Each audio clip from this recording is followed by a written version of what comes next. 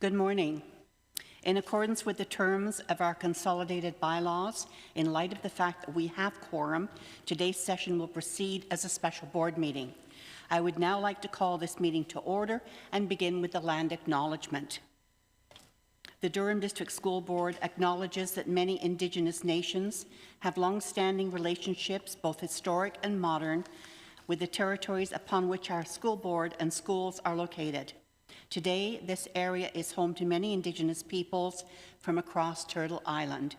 We acknowledge that the Durham region forms a part of the traditional and treaty territory of the Mississaugas of Scugog Island First Nation, the Mississauga peoples, and the treaty territory of the Chippewas of Georgina Island First Nation. It is on these ancestral and treaty lands that we teach, learn, and live.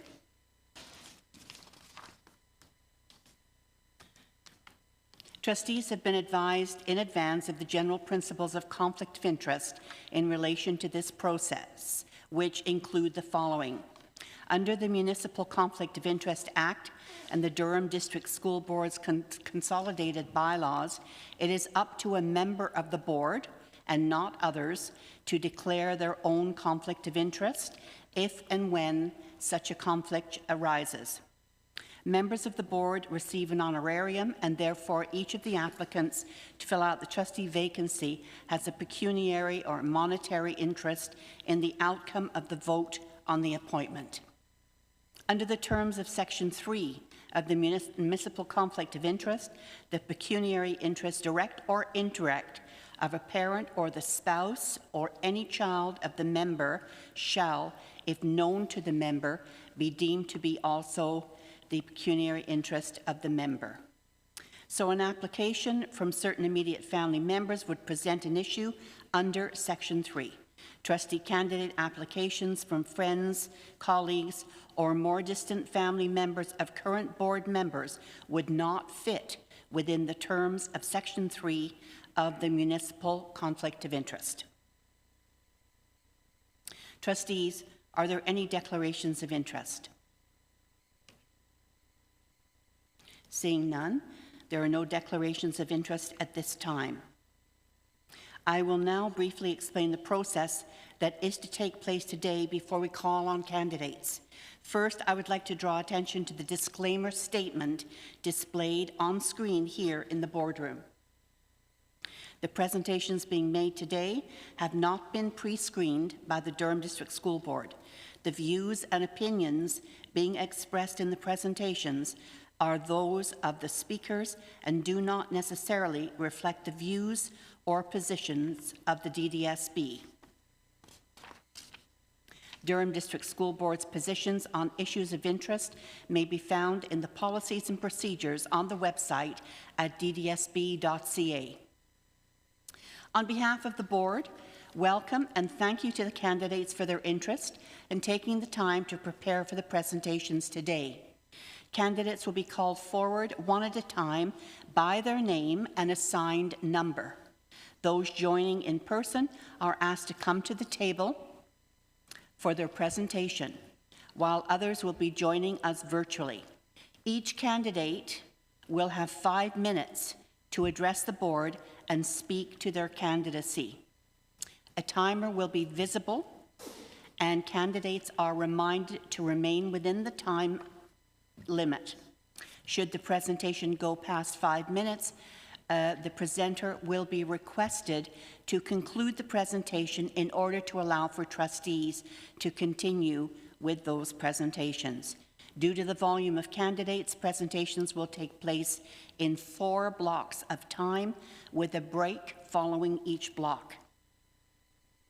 If a candidate is not present when their name and number is called, they will be placed at the end of their group, called once more when their group is complete, and before a recess is called to prepare for the next group. Candidates not present when called a second time will no longer be eligible to present. I'd like to remind trustees that in lieu of questions to candidates following their presentations, we will be recording any notes in our candidate consideration logs. Following the completion of all presentations, we'll take a very brief recess to ensure all trustees are prepared for the electronic voting process. We'll now begin the presentations with Group 1. I'd like to invite candidate number 1, Anthony Augusto, to join us. Anthony Augusto.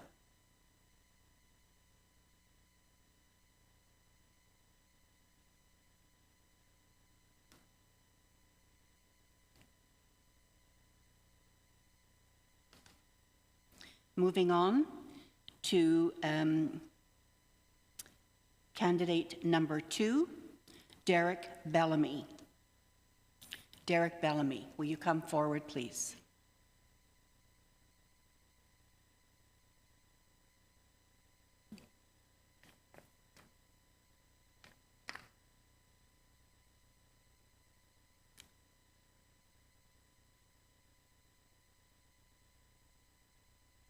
Moving on to candidate number 3, Rayon Brown. Rayon Brown, will you come forward, please? Welcome, and thank you for joining us today. You will have 5 minutes to present and can begin as soon as you're ready. Rayon. Good morning, everyone.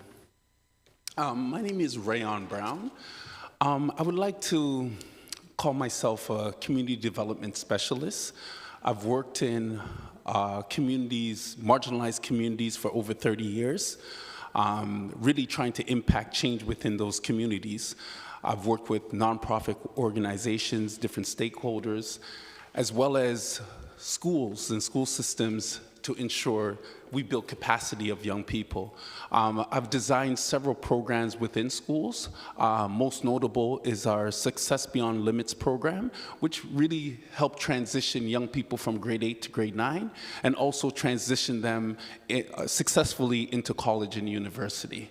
I have a firm understanding of things that young people are experiencing within the school systems. This program really gave me insight on what young people are experiencing, and not only the young people, the parents and the guardians, as well as the caregivers as well. Working with the parent councils to really build the capacity of parents within those school systems as well. Most notable is Westview Collegiate with the Toronto District School Board, and really working with them, trying to really connect parents to school and connect students to the school systems and resources outside of the school system to really assist them as well. I read the multi-year strategic plan, and I had to read it twice simply because I really wanted to understand that and put a firm grip on that plan and really see where you guys were going in terms of trying to build the capacity of young people and the students that are within this Durham District School Board. I really enjoyed seeing how you guys were trying to incorporate, when you're putting the plan together, incorporate the different groups in terms of giving the groups a voice in speaking and in having an input in the strategic plan. In terms of igniting learning and connection and well-being of the young individuals within, or the people within the strategic plan, I really wanted to be a part of this simply because of my experience and skill set in engaging and developing and being a community development specialist. It's a difficult task that we have to do this work, and it's really a collective effort, not only with the trustees, but with the board, as well as the community, speaking directly to the parents, as well as the students, to make a change in terms of building the education and really enhancing the lives of our young people in terms of strategically trying to find ways in which to enhance their ability to learn within the school system and find the strategic as well as innovative ways to do this. My experience lends a firm understanding of these things and how we're going to go about doing it. And I'm passionate about learning, passionate about education. And I really want to lend my ears in terms of listening to the community, listening to parents and understanding where they're coming from and what's affecting them. in doing my research, I followed up on YouTube and spoke to a lot of parents that were in the community in terms of what were the challenges that they were having with their kids and with the schools, and had a firm understanding of some of the issues that they had and the concerns that they had. And I think we need someone within this position that's able to connect with the parents, engage them in the process, as well as the system, and engaging the students in the process of learning and in the process of advocating for themselves. And since I am an individual that has been in the community and has advocated for individuals in the past, I want to continue to do this work in terms of speaking up on behalf of the community, as speaking up in behalf of the students, as well as their parents. Thank you for your time. I appreciate it.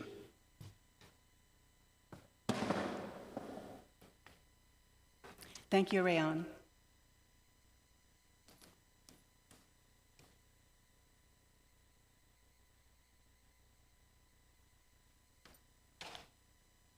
I'll now ask applicant Larry Down to come forward, please.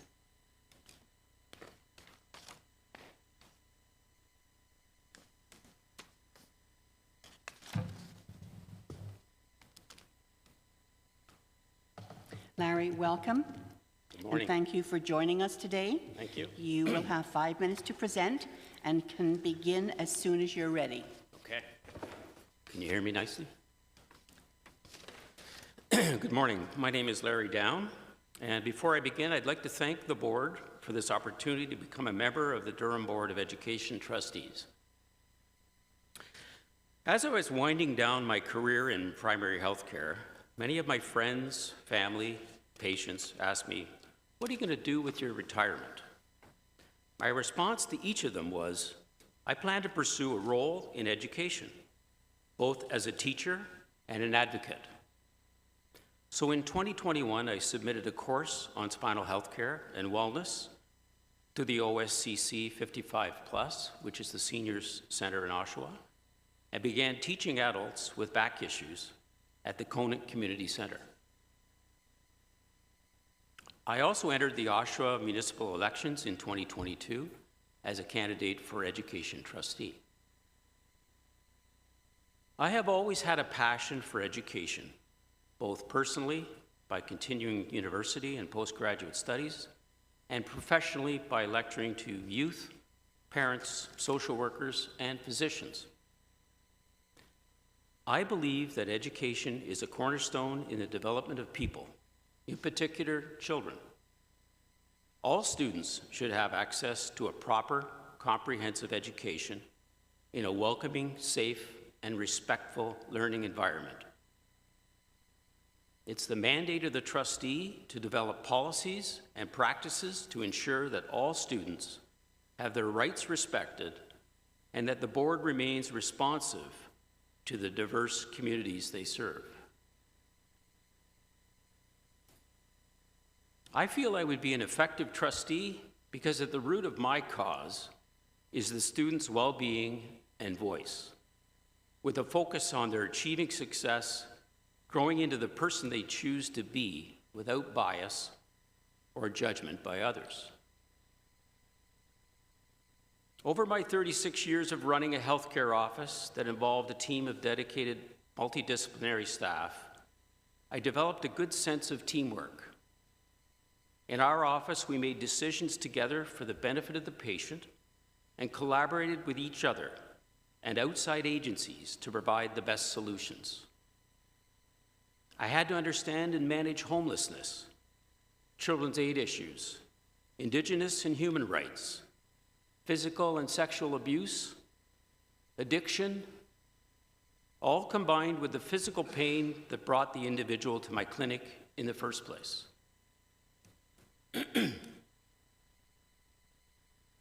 I gained valuable insight into other people's lived experiences by volunteering and fundraising for marginalized groups that use the services of Denise House, Salvation Army, St. Vincent's Kitchen, and Settlement House.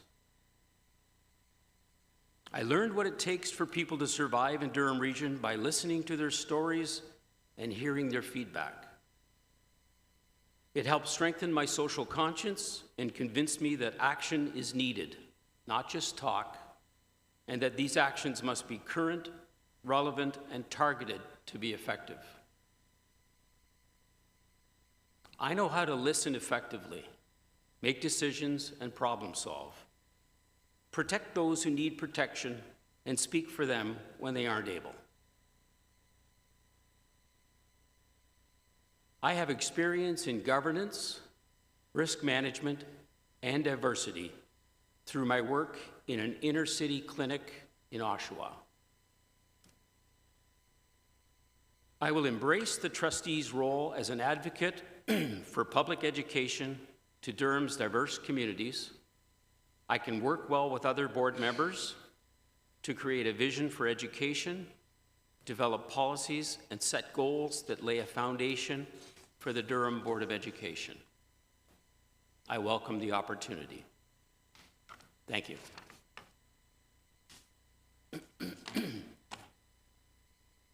Thanks very much, Larry.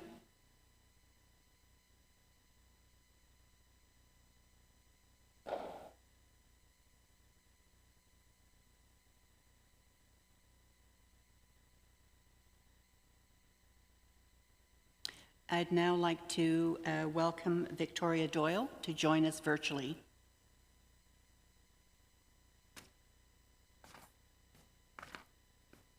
Good morning, Victoria. Good morning, everybody. My name is Victoria Doyle, and I'm honored to appear before you today as a candidate for the position of School Board Trustee for the Durham District School Board. My interest in becoming a DDSB trustee stems from my belief in the transformative power of education and my desire to contribute to the development of an inclusive, equitable, and high-achieving educational environment. As a parent myself, I have 2 young children in school and an active community member. I'm currently a member of our school's SEC. I have seen firsthand the positive impact that dedicated leadership can have on our schools. I am eager to bring my experience, dedication, and vision to the role of trustee to support our students, teachers, and families. I'm excited about the prospects of engaging with various stakeholders through meetings, forums, and other communication channels, and hoping that both my personal and professional backgrounds can help facilitate open dialogue between the board and the community to maintain transparency and build trust. One of my core priorities is the unwavering commitment to upholding Indigenous rights, human rights, and equity within our school system. I understand that fostering an environment of respect and inclusion is crucial for the success and well-being of all students. I am committed to advocating for policies and practices that recognize and honor Indigenous rights, promote human rights, and ensure equitable access to resources and opportunities for every student, regardless of their background. I recognize that governance and the role of a trustee are fundamental to the effective functioning of our school board. I understand that as trustees, we are responsible for developing, reviewing, and updating policies that govern the operation of the school board. This includes setting strategic directions and priorities that align with the board's mission and goals. I also understand that part of my role will be to provide strategic oversight, ensure accountability, and represent the interests of our community. And I am committed to making informed decisions based on data, research, and community input, while always prioritizing the needs and best interests of our students. I understand and appreciate that trustees act as advocates for public education and represent the interests of our constituents, which includes students, parents, teachers, and community members alike. I believe that at the heart of all our work must be the achievement, well-being, and voice of our students. I believe that every student deserves a high-quality education that prepares them for a successful future. I will work to support initiatives that enhance academic achievement, promote mental and physical well-being, and actively seek to include student voices in decision-making processes. I feel very strongly that by listening to our students, we can create a more responsive and supportive educational environment and ensure that policies and initiatives are designed to improve educational outcomes and support the holistic development of students. Collaboration itself is essential for the success of our schools, and I'm committed to fostering strong partnerships between trustees, educators, parents, and the wider community. By working together, I truly believe that we can create a cohesive and supportive network that empowers our students and enhances their educational experiences. I will strive to build bridges, encourage open communication, and promote teamwork to achieve our shared goals. In closing, I'm excited about the opportunity to serve as a DDSB trustee and to contribute to the continued growth and success of our schools.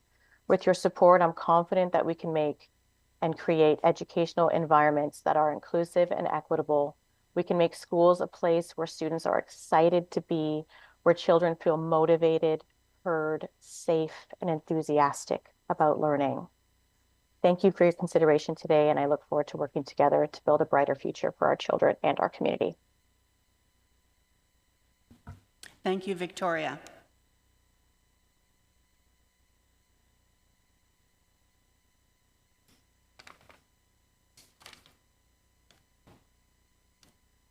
I'd now like to welcome candidate number 7, William Driscoll, who will be joining us virtually. Victoria.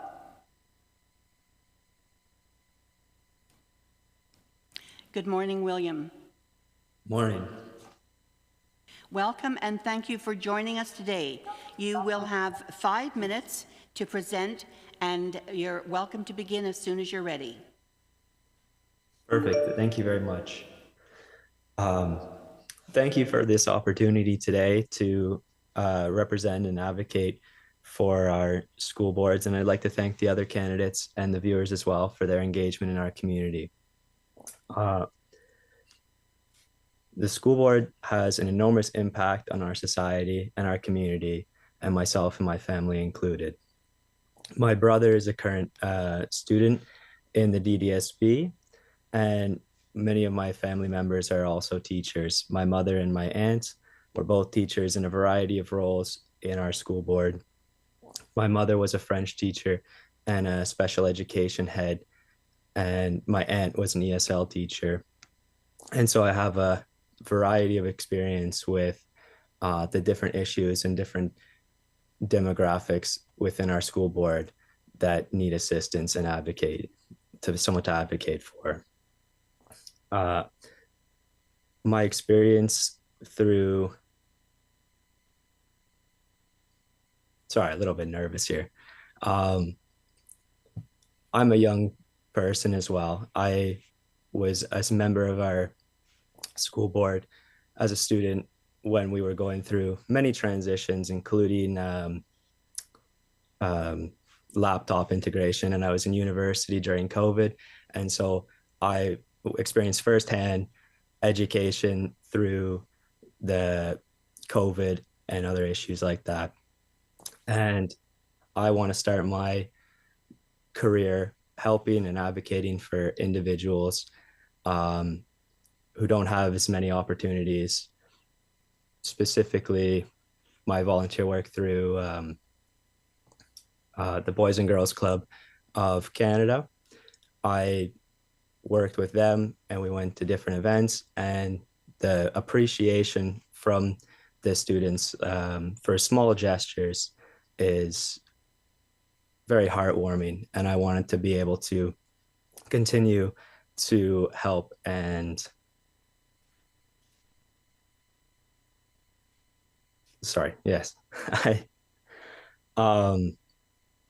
yes, I also work in the community in golf, and we have a variety of outreach programs for children, including Youth on Course, which is to increase access to golf, making it an affordable sport, because it's not very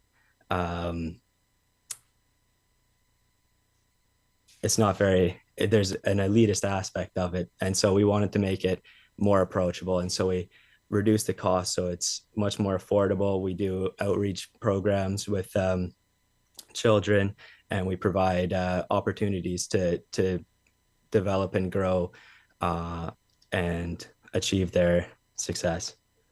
I'd like to thank everyone again for the opportunity, and Have a great day. William, thank you very much for joining us today. Thank you.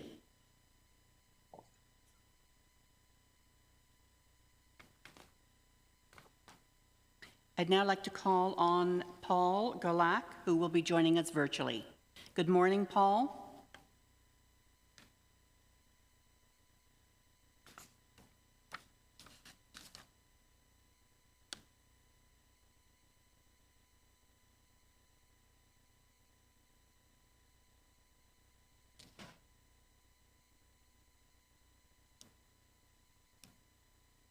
Okay.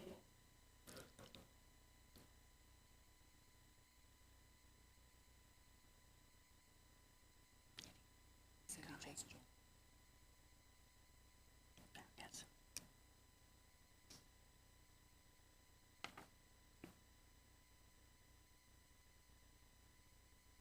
Paul, good morning. Can you hear me?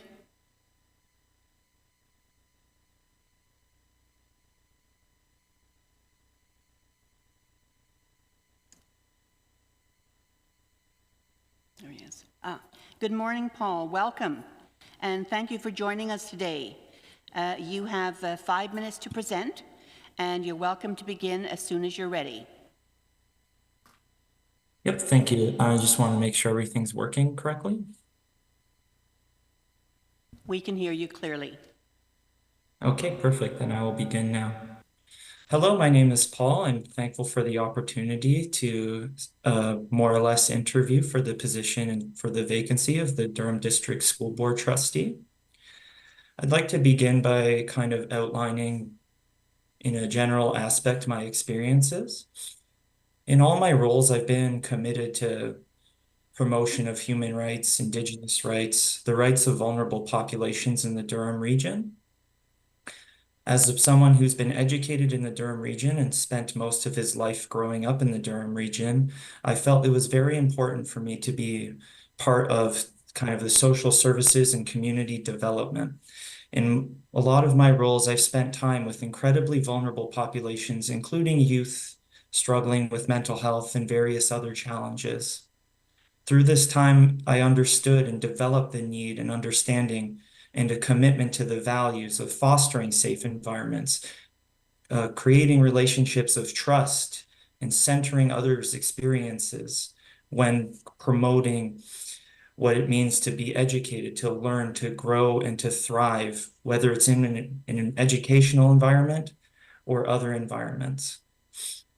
My commitment to Indigenous rights is centered in my growth and experiences as not only as a social worker, but as a child protection worker and someone who worked with young students and various youth populations across the Durham region. My understanding of it is to center partnership with Indigenous peoples and focus on the spirit of reconciliation and striving towards justice. In an education environment, I would think that this means centering Indigenous voices when discussing their experiences and their histories within country of Canada. When we discuss things like student achievement and well-being, we have to center the students' voices within these experiences and understand that this is a collaborative approach that centers their experiences and they are the experts in what's going on in the schools.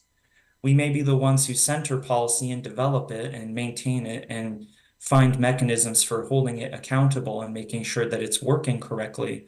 But ultimately, we are the top and the students are the ones more or less being the ones who are receiving end of our policies.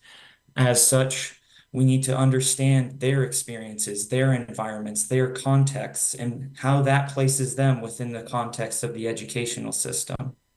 They are the experts in their lives and their struggles and how the teachers are interacting with them and how they're learning. And it's important that those voices and those experiences are centered when we develop things like policy or look towards changes within the educational system.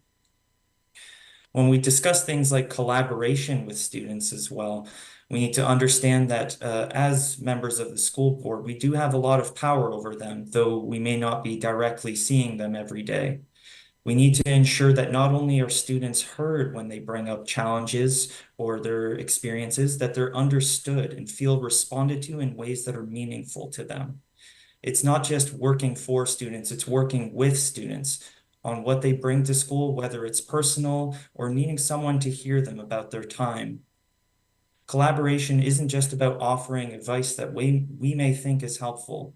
It's a discussion about problem solving. It's working together. It's partnership with students in order to improve what their experience is while they're in school. It's important that we promote these types of safe and trusting environments for them. We want to give students the opportunity to grow, to reflect who they are on the inside and out, to become who they want to be, have the opportunity to make mistakes. These are the opportunities and days that they'll cherish and learn to grow with. These are the days that will form who they are and who they want to be. And ultimately centering a safe environment that's respectful towards all groups, backgrounds, and orientations is at the center of promoting a safer environment for students to grow and learn in. When I want to discuss things like student achievement and well-being as well, it all comes back to having that safe environment where they feel safe in taking risks, making mistakes, seeing what works, what doesn't work, and having the opportunity to ask questions and learn from them. With respect to the role as a trustee on the Durham District School Board, my understanding of the position is that we'll be setting and maintaining policy, promoting student achievement and well-being. This means to center the students' experiences and understanding as well as where the challenges. Paul, I'll just ask you to bring your presentation to conclusion.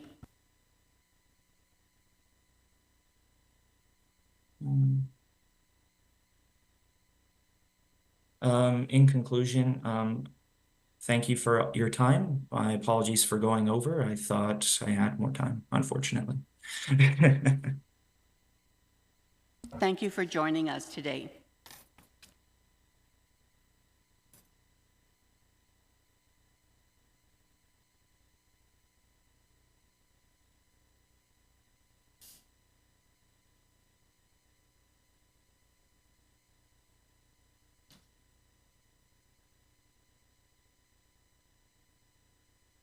I'd now like to call on Michelle Gray.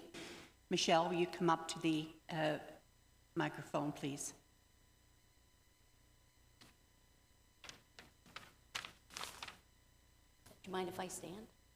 Do I have to sit? Or can I stand? Whatever you're comfortable with. Sorry, for the microphone, please. Sorry. Is that good? Perfect. So today I'm here. Thank you for inviting me to present to you for the trustee position. My name is Michelle Gray. I am a single parent of 2 children, one who has already graduated from the DDSB, one that will be graduating this year. And I'm also a recent graduate from Durham College myself, going through school during the pandemic and being on Zoom gave me an insight to what my child was going through at the same time. We went through it together. He started in grade 9 through the pandemic on Zoom. I also started my paralegal course at the same time.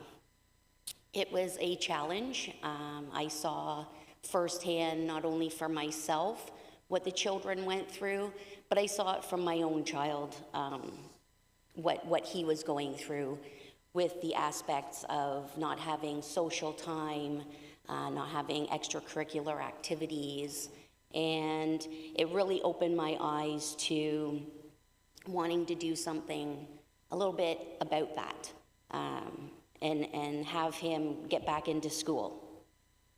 Again, like I said, I've graduated from Durham College. I am a licensed paralegal, so I know how to read, interpret, and apply legislation that has been written, whether it's the Education Act, the Youth, Family, and Service Act, or Municipality Act. I could go on forever. There's a whole bunch of them.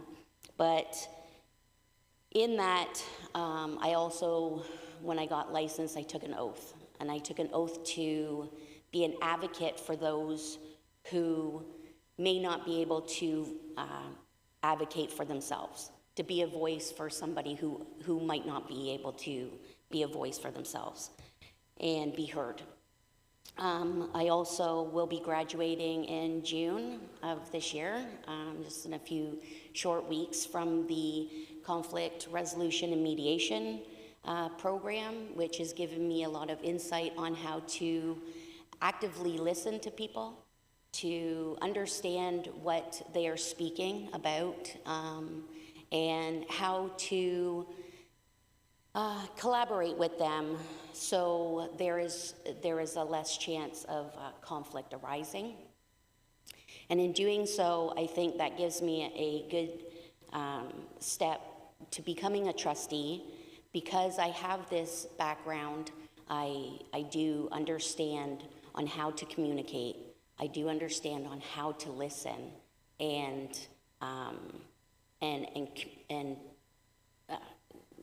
collaborate and with the students and their parents, being one myself, and going through that, to help the students and their parents and the community have a voice to the board. That's what the trustees do, and I think that my background gives me the ability to know how, when, and why to communicate with this group.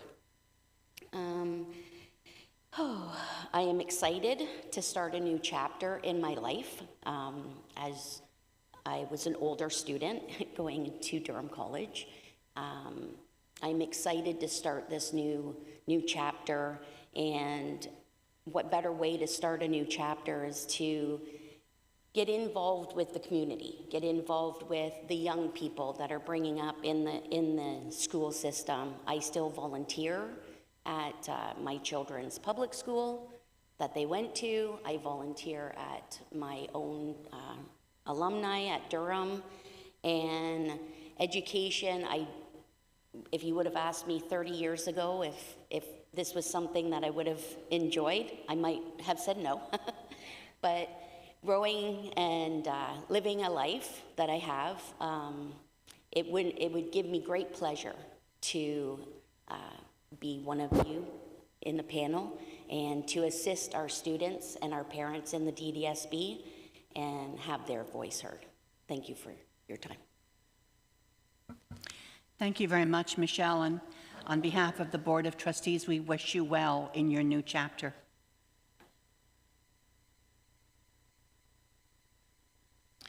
We did move candidate number 1, Anthony Augusto, to the end of the list. So I'll call on Anthony Augusto a second time.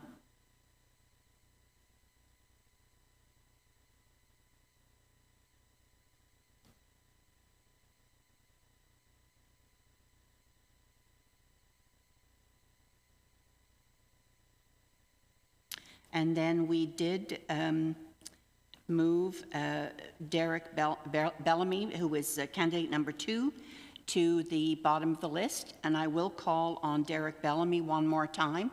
He is expected to join us in person. I think it may be safe for me to move on at this point.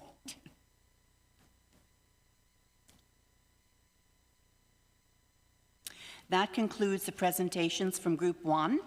A recess will take place and the meeting will reconvene at 11:30. Thanks very much, everyone.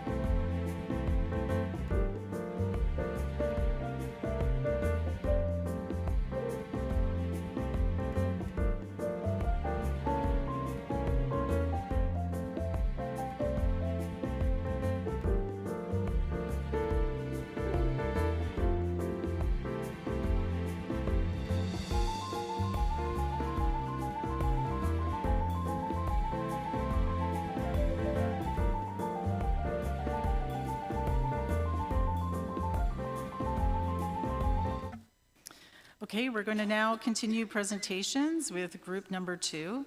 And before we get started, I just want to remind candidates that you'll be given a 5-minute opportunity to speak. And as soon as the timer runs out, it does disconnect, so no one will hear you past the 5-minute mark. And I will be reminding candidates that come on online as we get to them. So I would like to invite candidate number 11, Eric Guernsey, to join us. And so if you want to come up to the table there and have a seat.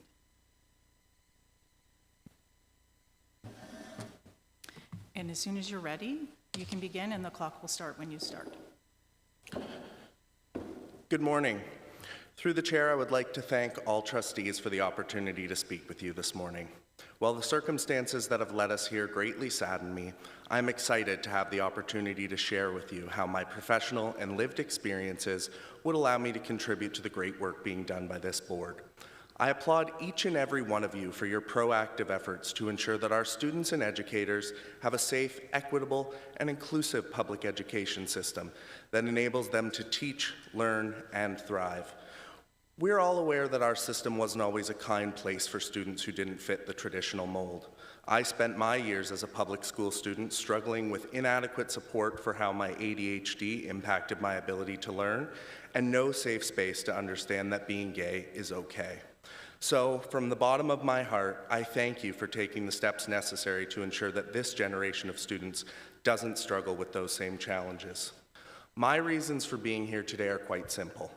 As a public library trustee, I've seen firsthand the positive impact that you can have on your community in this role. In fact, the last time I was in this chamber, I had the privilege of welcoming your students and staff to this year's championship match of the Battle of the Books on behalf of our Durham libraries. Events like that really show the value of working collaboratively with organizations throughout the community. Together, our schools and libraries were able to engage students and their families in the education process in a fun and positive way. I see this appointment as an opportunity to expand the positive impact I can have on our community, leveraging my experiences as a trustee and my experiences as a neurodiverse gay man to support the important work being done around this table. I've loved working with my team at the Oshawa Public Library to develop policies that ensure our library system is accessible, inclusive, and supports the unique lifelong learning goals of everyone in our community. During my time on the board, we've taken a hard stand against anti-Black racism and worked in collaboration with our community across Durham to deliver programming that reaffirms our commitments to the rights of our Indigenous, 2S LGBTQIA+, and other marginalized communities.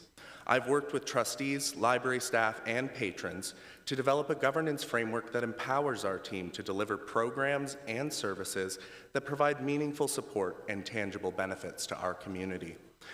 This includes things like our internet hotspot and STEM kit services, which ensure everyone has equitable access to the resources needed to support their learnings, and programs like our Ladies Social for Newcomers or our award-winning Drag Queen Storytime, which reinforce our commitment to making libraries a safe and welcoming place for all. In preparation for today, I reviewed many of the plans and reports on the board's website. This board's commitment to advancing equity and diversity in our system by engaging students and their families aligns perfectly with my understanding of this role. Whether I was reading the Mental Health and Wellbeing Action Plan, the Equity and Diversity Strategic Plan, the Positive Youth Development Strategy, or even the budget, your collective dedication to student success and keeping the student voice at the heart of everything you do was evident. I support and understand that dedication. I've always believed my role as a trustee was to be the voice of those I represent, working with my fellow trustees, our staff, and community members to not only deliver on my obligations under provincial legislation, but to support the success of everyone that I serve. Trustees, whether library or school board, are entrusted with the governance of our most important public assets. We set the table so that those we serve can continue to learn and flourish in their education, career, and life. This is a privilege and responsibility that I do not take lightly. I have always been committed to responsibly preserving and strengthening our public institutions through thoughtful engagement, respectful debate, and prudent financial management. As an experienced trustee representing the people of Oshawa, I've proven my ability to engage the community, understand their needs, and work effectively around the board table to deliver the programs and services they need. As each of you reflect on who is best positioned to fulfill the duties of this office, I encourage you to consider how the powerful impact that seeing someone who is neurodiverse and a proud member of the 2S LGBTQIA+ community will have on our students from these marginalized communities. How knowing that someone who has been in their shoes is working with this esteemed group of trustees to support their success each and every day. Representation is powerful, and today you have the ability to continue broadening the diversity of perspectives around this table. Once again, through you, Madam Chair, I thank the board for this opportunity to address you and wish you every success with this process. Thank you very much.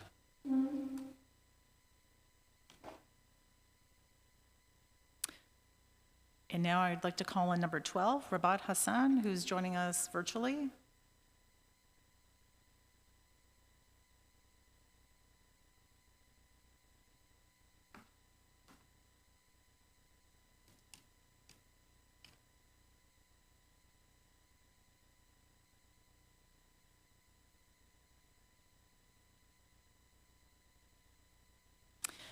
And before you start, Rabat, I just want to remind you that there's a 5-minute timer. It will start as soon as you begin, and as soon as the 5 minutes runs out, it will disconnect and it'll be shut down. So just be mindful of that. And as soon as you're ready, feel Sure, free to thank you. Sorry? Can you guys hear me? Yes, we can. We can hear you loud and clear. Sure, okay. So whenever Okay. you're ready, you can begin, and the clock will start as soon as you begin. Okay, thank you. Hello, thank you for the opportunity to present my vision for Durham District School Board. I'm an electrical engineer by profession. I completed my master's in electrical engineering from University of Kansas in the United States. And to further boost my understanding of the education needs of the students, I also successfully completed a diploma teaching and learning in higher education from Centennial College. So basically, when I first completed my bachelor's in electrical engineering, I pursued my career in the industry. Although I was able to achieve huge milestones in a short span of time, something was just not right. Since then, I shifted to education sector and have thoroughly enjoyed my professional journey. So basically, I started off my teaching career as a lecturer at some of the prestigious institutes. After moving to Canada, I started working as a professor at Centennial College, School of Engineering, Technology and Applied Science, Department of Information and Communication Engineering Technology. I also volunteered at an evening school for quite some time. So to enhance my skills, I have especially acquired the universal design learning skills so that I could accommodate the different needs of the individuals. UDL has helped me inculcate various teaching methodologies to equalize access to curriculum, to remove barriers to learning, to proactively respond to the variability of learners, and to support the development of learner expertise. Being an educationist, I believe in student success, not only within the classroom, but also outside. Cultivating emotional strength within students so that each child can face the world with confidence, I think is very important. I believe in shaping human lives for bringing out the best in each child. After all, we are creating responsible human beings for the future world. I believe in being transparent to the parents so that they can trust the school system with their child's future shaping. Since we moved to Canada, we've been living in the Durham region. Both my kids, they attend the Durham schools.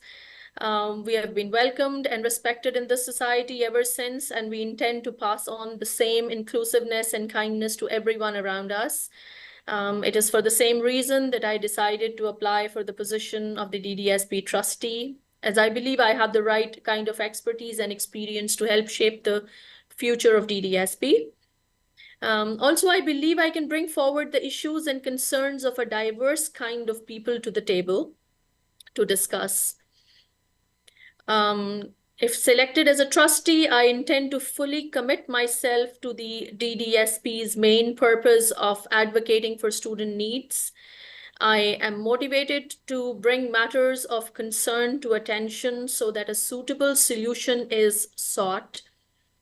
These specifically include the challenges that our Indigenous community, our immigrant community, and basically everyone faces. I plan to be a part of an informed debate at meetings so that the solutions or the decisions, they are well thought out. I also want to work with the stakeholders and my fellow colleagues to embrace the challenges that we would encounter along the policy making decisions as a DDSB trustee. So basically, throughout my professional career, I have acquired excellent interpersonal and communication skills, which will help me, I believe they will help me build equitable relationships with my fellow trustee members. Due to my enhanced leadership skills, thanks to Centennial College, where I lead at many fronts. So I strive to lead with a vision there, and I have expertise for that now. I love being a part of a collaborative, team-oriented environment. And that is, I think, another positive that I feel I would bring to the team at DDSB. So in the end, I would like to add that my intensive experience in the Canadian education sector, both at Centennial College and while I volunteer at many schools, that has made me aware of the local education issues, and I fully intend to address those to the best of my experience. My experience in the education. Thank you very much, Rabat. And moving on to the next candidate, we have Lori Higgins, who is also joining us virtually.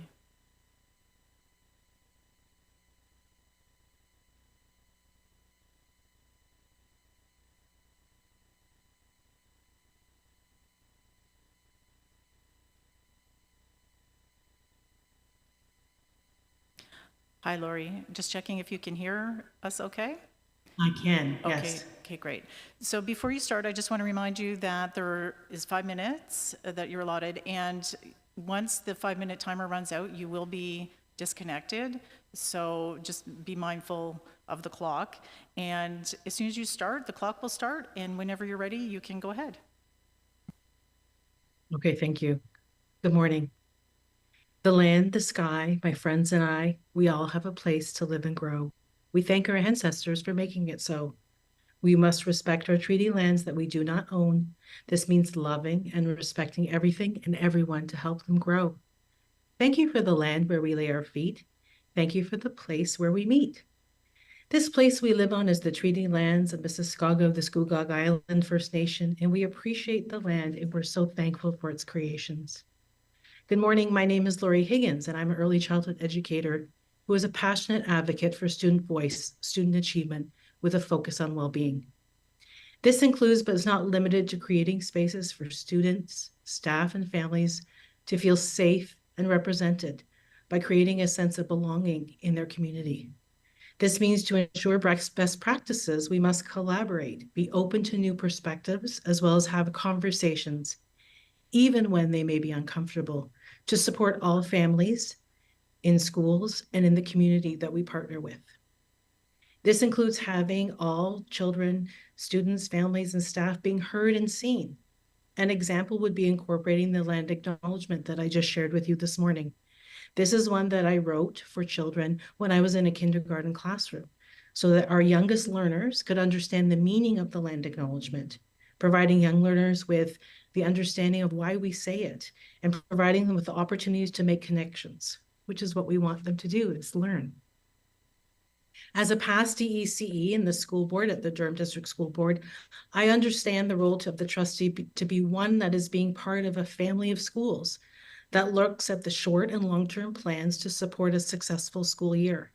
This includes an equitable framework which focuses on safe schools, positive learning environments that support all children and all abilities to ensure an effective school climate. Education must change and evolve, and we cannot teach to a one-size-fits-all. And this means re-examining some approaches with a critical lens to ensure a universal design for learning that considers all students as being celebrated for their success, whether it be big or small. Looking at different pedagogical approaches that include an Indigenous lens, confronting anti-Black racism, reflecting on unconscious biases, and incorporating a holistic approach to learning. This inclusive practice will support the changes that have already been made and the ones that need to be made.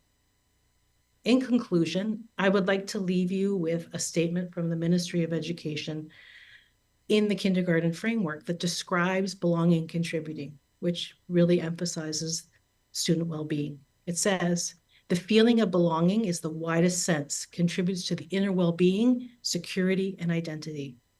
Children need to know that they are accepted for who they are. They should know that what they do can make a difference and that they can explore and try new activities. The program, the school, the community should recognize and acknowledge and build on children's special strengths and allow each child to contribute to make their own mark, acknowledging that each child has a right to active and equitable participation in the community. And that's taken from the document.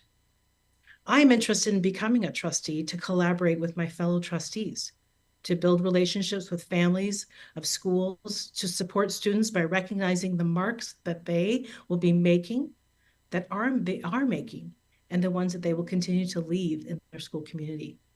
Thank you so much for taking the time to listen. Great, thank you very much. Our next candidate is also here virtually, joining us virtually, Shah Hussain.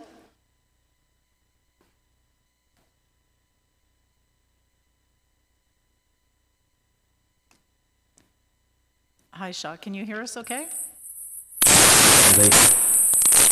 Hang on, that's not good. Okay, let's try that again. Can you say something? Yeah, we're having difficulty hearing you.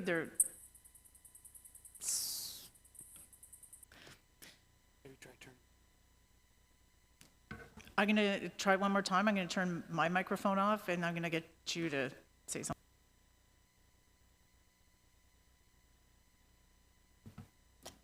Okay. Yeah, I'm going to move on. Do you want me to move on and then come back? Somebody in the tech room there?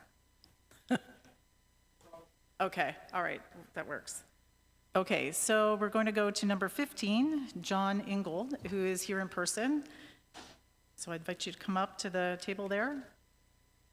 Again, just a reminder, I know it's difficult to watch the clock at times, but the clock, once that 5 minutes runs out, you will be cut off.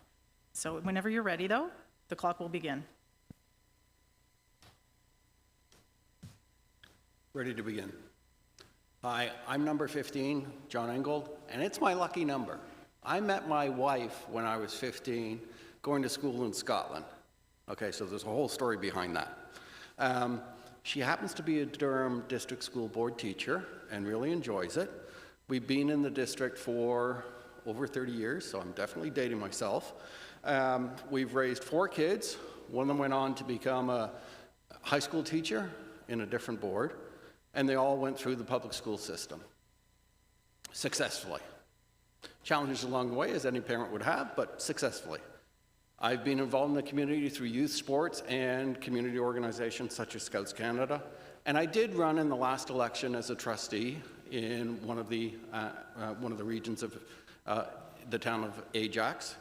And I'm very happy to see 40-odd like-minded individuals interested in becoming a trustee. That speaks to the power of the trustee and the importance of the position. I have developed and run education programs for 3 global consultancies and at the university level in my past, and really have learned from that. So why do I want to be a trustee, other than I ran before? I want to address 3 things. First, safety. People are talking about having a safe environment. Part of the challenge in and throughout the schools, there are not enough tools to support folks when they're looking at bullying, whether it's physical non-physical, or cyber-related. So that's a gap that I think we as trustees would need to close. Second thing, I'd like to improve the environmental performance. Yes, there are disclosures about what's happened with respect to water filters and air filters. I would like to ask a question and see how it responds with respect to if we eliminated photocopying, what would that save across the school board? There are ways that we can improve, and I'd like to make sure that that happens. Last piece I'd be interested in advocating for is from a risk management perspective. The provincial government has put out clear guidelines in terms of what is expected for risk management, and there's work to do there for the board. In terms of the 4 DDSB priorities, from a commitment to upholding Indigenous rights, human rights, and equity, a lot of people have said great words today, and I echo them. My take on it is I want to recognize everyone's heritage, addressing D&I every day, welcoming others, regardless of who they are, where they come from, or what abilities they have, and helping DDSB simply do better. There's a lot of work that's gone into the strategic plan and other work that the trustees have been involved in. I also want to help the students understand that they should be able to achieve whatever their abilities are at whatever level they can. And that also includes things outside the classroom, such as going on trips, such as going to sporting days. I want to improve upon the understanding of governance and the role of a trustee, which includes, in my mind, both active oversight, effective action, and reporting on performance. That's setting budgets, which you do, allocating resources, and following up with plans and priorities. It's great that DDSB is making progress on reviewing and rationalizing the policies, procedures, and regulations that you've seen recently. I think it was in January. And there's more to be done to actually recognize and address the risks that you and DDSB face every day. On the student achievement side, well-being and a voice at the center of all work is something that the trustees are tireless in advocating for. And in doing that, there's a need to experiment, try new things. Some things will work, some things won't. But it's the feedback loop that helps you figure out what's going to work. And finally, with respect to collaboration, that goes beyond DDSB, talking to the parents, talking to the students. It goes into all levels of government support, which again, the DDSB trustees have been very, very good at. So I'd like to thank you for taking the time to listen to me, and I am lucky number 15. Thank you. Thank you very much. And I'm going to check in now and see if we have Shah Hussain online.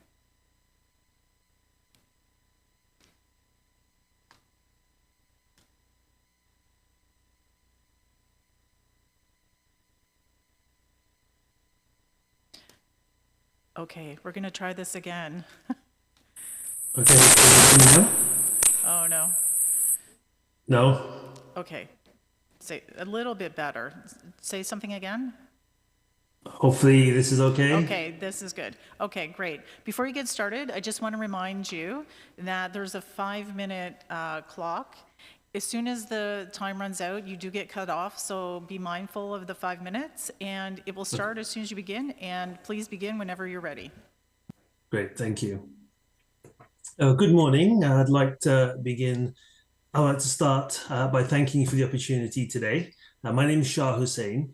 I have over 2.5 decades of public policy development, community engagement, and project management experience they can bring to the table.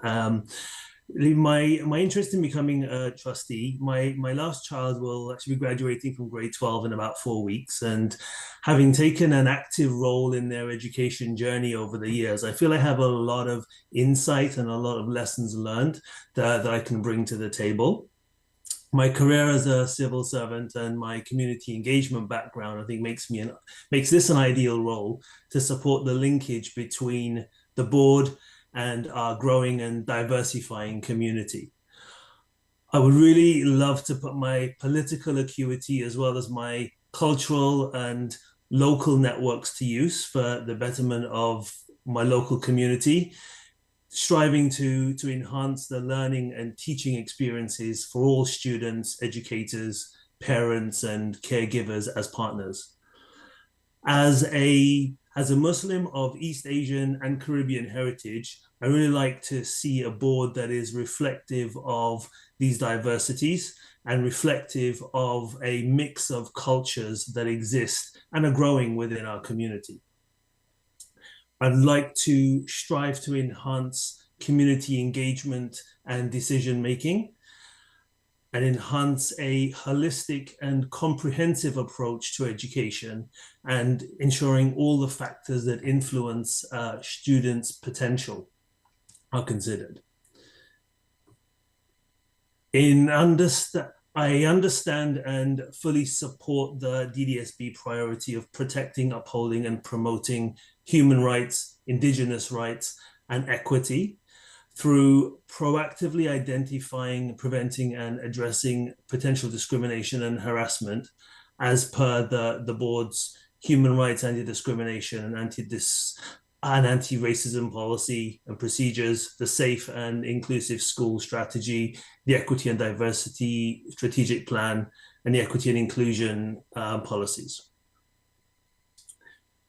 I believe the role of governance is to provide structure, processes, and practices, ensure effective, accountable, transparent, fair, and legitimate decision-making, ensure effective linkage, alignment, and responsiveness between communities and school board operations, and resolving issues and concerns in the best interest of parents and students. I believe the role of a trustee includes upholding and ensuring alignment to governance, implementation of policies and priorities, and acting as the community's voice on the school board, ensuring community priorities are reflected in board decisions, as well fostering open communication and collaboration between parents, teachers, students, and other partners in the community. Student achievement and well-being, to maximize student achievement, I think students' needs must be met through a variety of supports, programs, and various pathways at both the elementary and secondary levels. Ensuring well-being by providing a supportive school environment, and I think this includes a positive and inclusive culture, building strong relationships, establishing meaningful participation, and healthy habits and lifestyles, eating habits, regular physical exercise, mental health, those sorts of things. The student census ensures that the student voice at all centers, the student voice is at the center of all of that work. The need for effective and meaningful collaboration amongst board trustees and administration, community organizations, schools, cultural centers, students, and caregivers, I think is crucial for a successful school board and learning experience. I can see the time running out, so I'd like to thank you for the opportunity, and I look forward to working with all of you in the future. Thank you very much. Thanks. Bye-bye. And now we'll move on to candidate number 16 here in person. And I have Mark Jacula, if you would like to come up to the table there. Again, just a reminder, 5-minute clock. It will begin as soon as you start and whenever you're ready.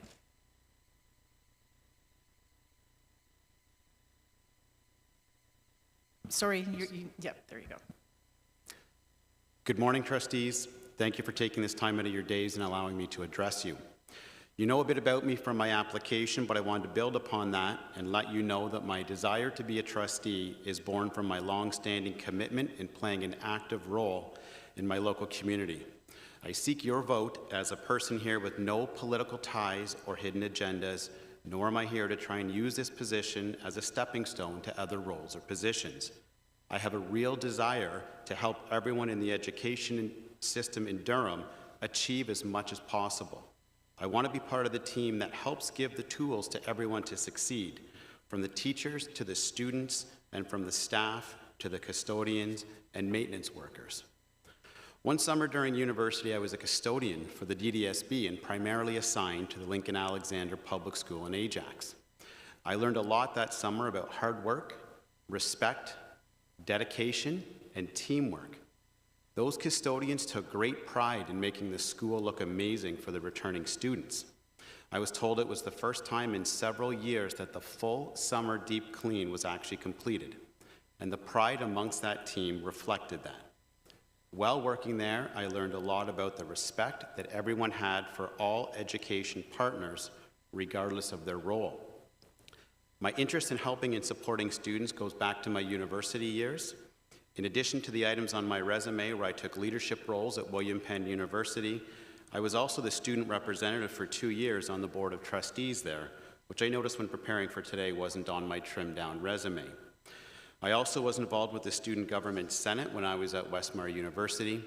While I was at Osgoode Hall Law School, I was the Chief Electoral Officer for 2 years. In all of those roles, I gained so much valuable experience in understanding good governance and the responsibilities that come with leadership positions. You'll note from my resume as well that my interest with Indigenous rights goes back to 1999 when I presented a paper about self-governance in relation to the Mississaugas of Scugog Island. It was actually a paper I wrote back in high school that I had updated. Without dating myself, when I wrote that paper, the internet wasn't what it is today and the World Wide Web was still in its infancy. I was very fortunate to be able to access a number of materials directly from the Mississaugas that helped me understand more about their origins and history, something that has long stuck with me. I take great pride in being a GLADU panel member of Legal Aid Ontario. That means that I'm able to represent clients through legal aid that have an Indigenous heritage, as I'm deemed to have enough education, knowledge, and experience to properly represent them. Although in Durham we don't have an Indigenous Peoples Court yet like they do in other jurisdictions, it is something I have long advocated for and frequently requested to be looked at over the years. I also take great pride in representing a number of youth clients, almost all of which are DDSB students who come from all walks of life and many are marginalized. Helping these kids and their parents navigate the legal system is something that I truly enjoy. The approach in youth court is we often try to address the underlying needs of the youth in an effort to understand what brought them into conflict with the law to begin with. The focus isn't fully about what that person has done, it's about getting them the help to understand where they went wrong and give them tools to grow, develop, and succeed moving forward. It really is a microcosm of the role of trustee in a lot of ways. The role of a criminal defense lawyer is often misunderstood in society, and we frequently are the butt of jokes. However, we are always the ones at parties who can tell the best jokes and stories. I would like to leave you with this story as one that I will never forget. While I was playing soccer this winter, I ran into a friend who was a teacher in the DDSB. He asked me if I remembered a student of his, and I did. This student had gotten into some trouble at High School A. We were able to resolve their charges in a positive way, and that student went on to High School B, where my friend works. His students were given an assignment to write a short story about someone they are thankful for, and that student picked me. It was very heartwarming and touching, especially as I rarely hear back from former clients with their success stories and positive changes. I usually only hear back from the former clients when they get arrested again. This desire that I have to help people in my job is the same motivation that I have to bring to this role as a trustee. I want to be able to give my time to help shape the future of education for children, knowing that I am part of a larger team that creates and fosters a positive springboard for students to have future successes in life. Thank you, and miigwech. Thank you. Our next candidate is candidate number 17, Indira Kasala. If you want to come up to the table there.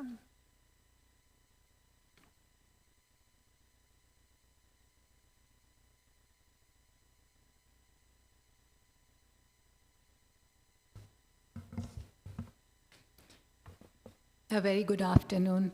to the chair of the board and all the trustee members present here and others. I'm Indira Kasala, and I'm a very recent immigrant. I've just moved to Canada. And basically, I got interested in the position because I'm a passionate educationist. I've been working all my life, I think, in education, and I believe that I'm a lifelong learner. I've worked in diverse environments, not only studied in different schools and different countries, but also worked in diverse environments with challenging situations in schools. My luck brought me to I was exposed to a school improvement program, which I had to initiate with another person. And with a team of people, we were able to turn around a poor performing school into a successful one. And that was something that made me really get interested into education. Ever since I've been into education consultancy, I still do a little work of school inspection in Dubai and other places. Why am I interested? I would like to improve educational outcomes, if possible, for students in the local community. I believe in the power of good quality education and how it can impact the future generation. I feel education is a passport to the world. High quality education for all is what I believe in. I believe in inclusiveness. I've experienced firsthand being exclusive in a classroom where I was the only outsider or stranger. So I have grown up as an outsider in a classroom and become one, adapted myself, and been flexible enough to mingle with the local communities. Looking at the priorities for DDSB, yes, it's a tall order. Looking at all the documents, it was a bit daunting for me because I'm not very well-versed with the local education scenario. However, the educational system as a whole, I feel has many similarities. So commitment to Indigenous rights, human rights, and equity stand out as something that struck me. I believe in supporting learning for Indigenous students is of primary concern. Promoting awareness of the different communities, First Nations, Métis, and Inuit communities seems to be one of the priorities. I'm committed to free education, which is free from harassment and harm to students. There should be absolutely no discrimination of any kind. High quality, where students can study with dignity and respect for every single student. No student should be left behind. I believe in equal opportunities being provided to all the groups of students in school. The role of the governing body is not new to me because I have been on school management committees right from the beginning of my school improvement career. And I have been on inspections with schools where we have to inspect the school governing bodies as well. I understand there's a multi-year strategic plan that the DDSB has outlined for itself. This needs to be shared with the community of schools as well as the larger community outside. The focus needs to be on student achievement and well-being. All educational plans need to be delivered as per guidelines. That's a mandate for the board. And one of the tasks of the Board of Trustees would be to review, monitor, and evaluate the policies and procedures from time to time. Another crucial aspect of the Board of Trustees would also be to oversee the fiscal discipline, ensuring that the budgets are utilized as per the allocation and whether the resources that are being provided to the schools are used effectively and efficiently. The role of the trustee, as I understand, is the trustee is one of the members in the board, and by himself or herself does not enjoy the authority, but together the board functions as a unit, and the trustee member serves as a link with the local community. The community is, the trustee member advocates for public education and is a kind of representative of the community on the board. The trustee is committed to students' achievement and well-being, and the trustee's responsibility extends to ensuring that the policies are approved, delivery on Sorry, the 5 minutes has elapsed. But thank you very much. Thank you.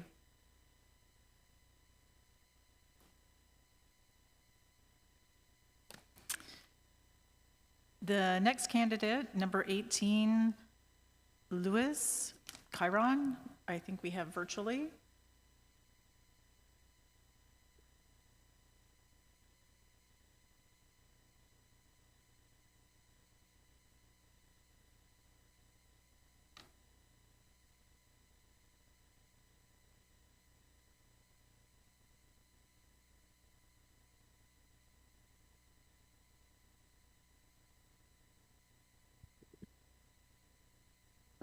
Please turn your camera on.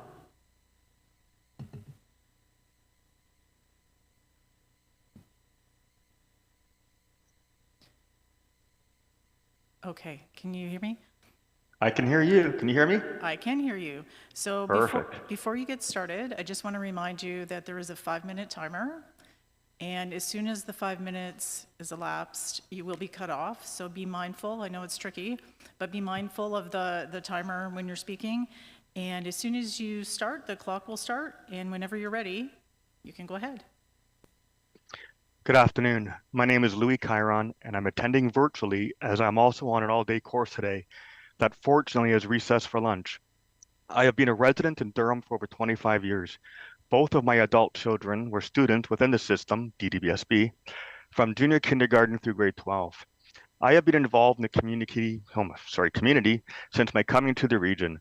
I am a CPA, and I have been a volunteer auditor for a local charity, and I served on the executive of a local youth association as second vice president and also as treasurer. I was the chair of a program advisory committee at Durham College, and I'm currently a member of a different program advisory committee also at Durham College. Through these experiences, I have worked collaboratively with families with school-aged children, as well as those transitioning or have transitioned from the secondary school system to Durham College. Further, these organizations are exposed to most of the same challenges that students, families, and the DDSB face. And these organizations are also committed to recognizing policies and practices that, although appear neutral, may in fact not be neutral once viewed through other lenses. I'm currently the most senior staff accountant within the utility finance at the region of Durham with respect to water billing revenue reporting and analysis. Ratepayers are indeed from all backgrounds, and my role requires me to work directly with ratepayers when and where warranted. Throughout my various volunteer and work experiences, I've been instrumental in drafting changes to practices that appeared neutral, but once viewed through lenses such as taking into consideration affordability, income, and gender-based analysis plus, may in fact have not been neutral. My recent completion of the MBA program, including incorporating such lenses as well as recognizing Indigenous populations not as stakeholders, but as rights holders. From a personal educational perspective, this recent completion of my MBA, my CPA, combined with currently pursuing cybersecurity and incident-related courses, demonstrates that I'm a forever student committed to progressive and meaningful ongoing learning. To end where I began this conversation, the DDSB itself, I was a Region of Durham representative that delivered the Junior Achievement Program to grade 8 and grade 12 students, and is always welcome back because of the passion I brought in successfully delivering these programs to the class. I am eager to contribute as a trustee in this position. Going on to 2 and the 4 points. As mentioned, I'm committed to upholding and promoting Indigenous rights, and I was excited when I learned that the DDSB shares this passion, as can be seen through its Indigenous Educational Department dedicated to First Nations, Métis, and Inuit education. The various organizations I have mentioned, as well as my employer, all share this dedication and commitment. It is not by coincidence with who and where I channel my energies to assist and contribute. As a recognized disabled person, I have direct experience with respect to human rights and equity, particularly systemic barriers that are invisible to so many.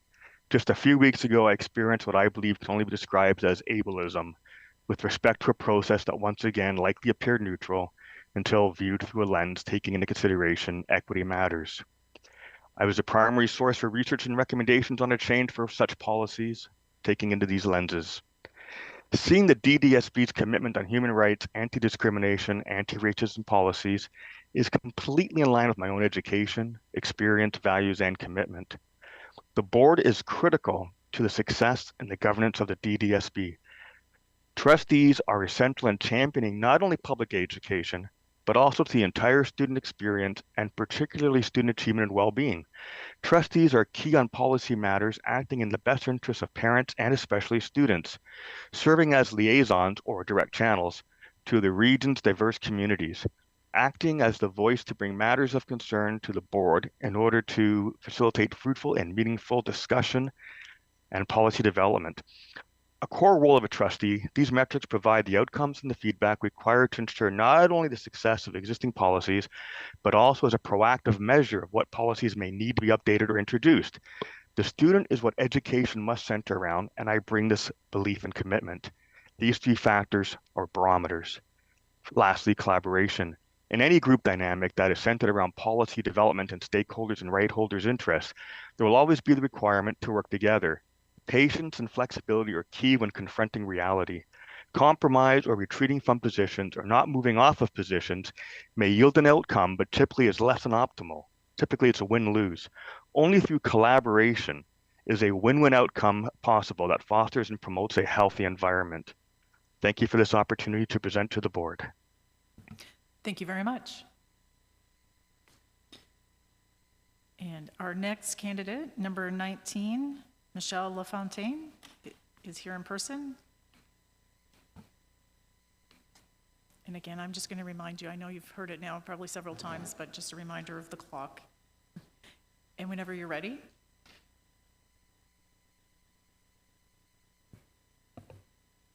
Thank you for the opportunity to speak with you this morning. I'm so pleased to be considered for the role of trustee.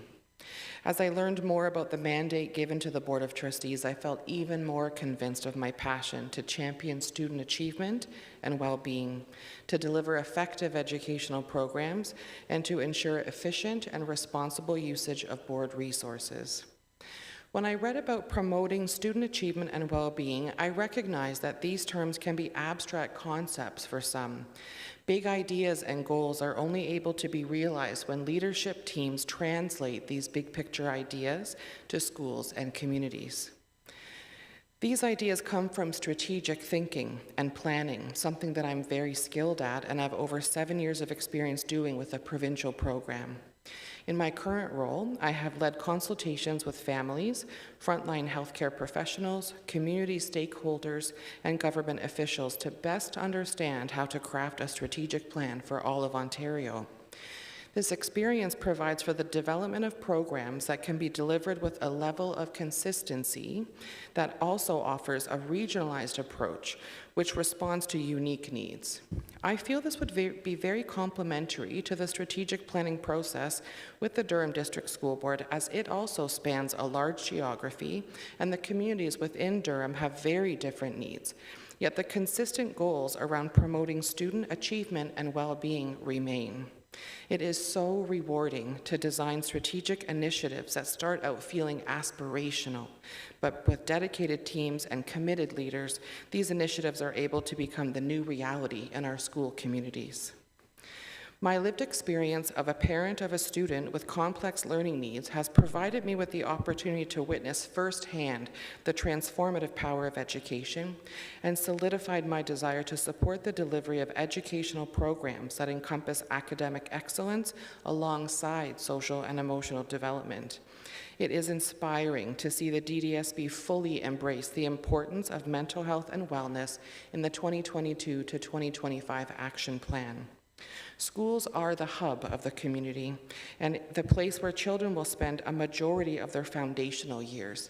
It is no small task to foster environments that give children a place to feel they belong and can reach their full potential. We know that historically excluded populations will need to be included, and that trauma-informed practice offers a level of safety for the learning and work environments. A sense of true belonging is a precursor to mental health and well-being, and Brené Brown's research on vulnerability tells us, and I quote her now, "True belonging only happens when we present our authentic, imperfect selves to the world. Our sense of belonging can never be greater than our level of self-acceptance." The diverse needs of students requires us to be innovative in teaching methods, to stay current with best practice, and to provide support to students and educators if we are to ensure all students feel seen, understood, and accepted. In order to do this, the significance of developing, maintaining, and monitoring the policies set out by the board cannot be understated. Policies serve as the backbone of any institution and provide a framework for decision-making and accountability. In my work as a policy advisor for the municipal government and a social services branch, I developed analytical skills and attention to detail when developing and reviewing policies. Continuous improvement and evaluation are important parts of the policy cycle. I feel that as a leader, one of the greatest responsibilities we fulfill is to be in service to others, to act as a conduit for success and excellence. In a prior role on a board of directors, I enjoyed overseeing the performance and responsible currently for the budget, committed to maximizing the impact of every dollar spent. In education, I appreciate that we are working with limited resources. Sustainability and efficiency are often at opposite ends of the discussion, and my experience working in healthcare and government have provided me with the skills needed to bring them together in a way that is fiscally prudent. I am comfortable in the public sector and have a full understanding of what it means to spend public money. These are decisions that cannot be taken lightly and need to include a high degree of transparency. I consider it a privilege to be in a leadership role and would always endeavor to create space for the voices of students, educators, administrators, and external stakeholders. Thank you for your time today. Thank you very much.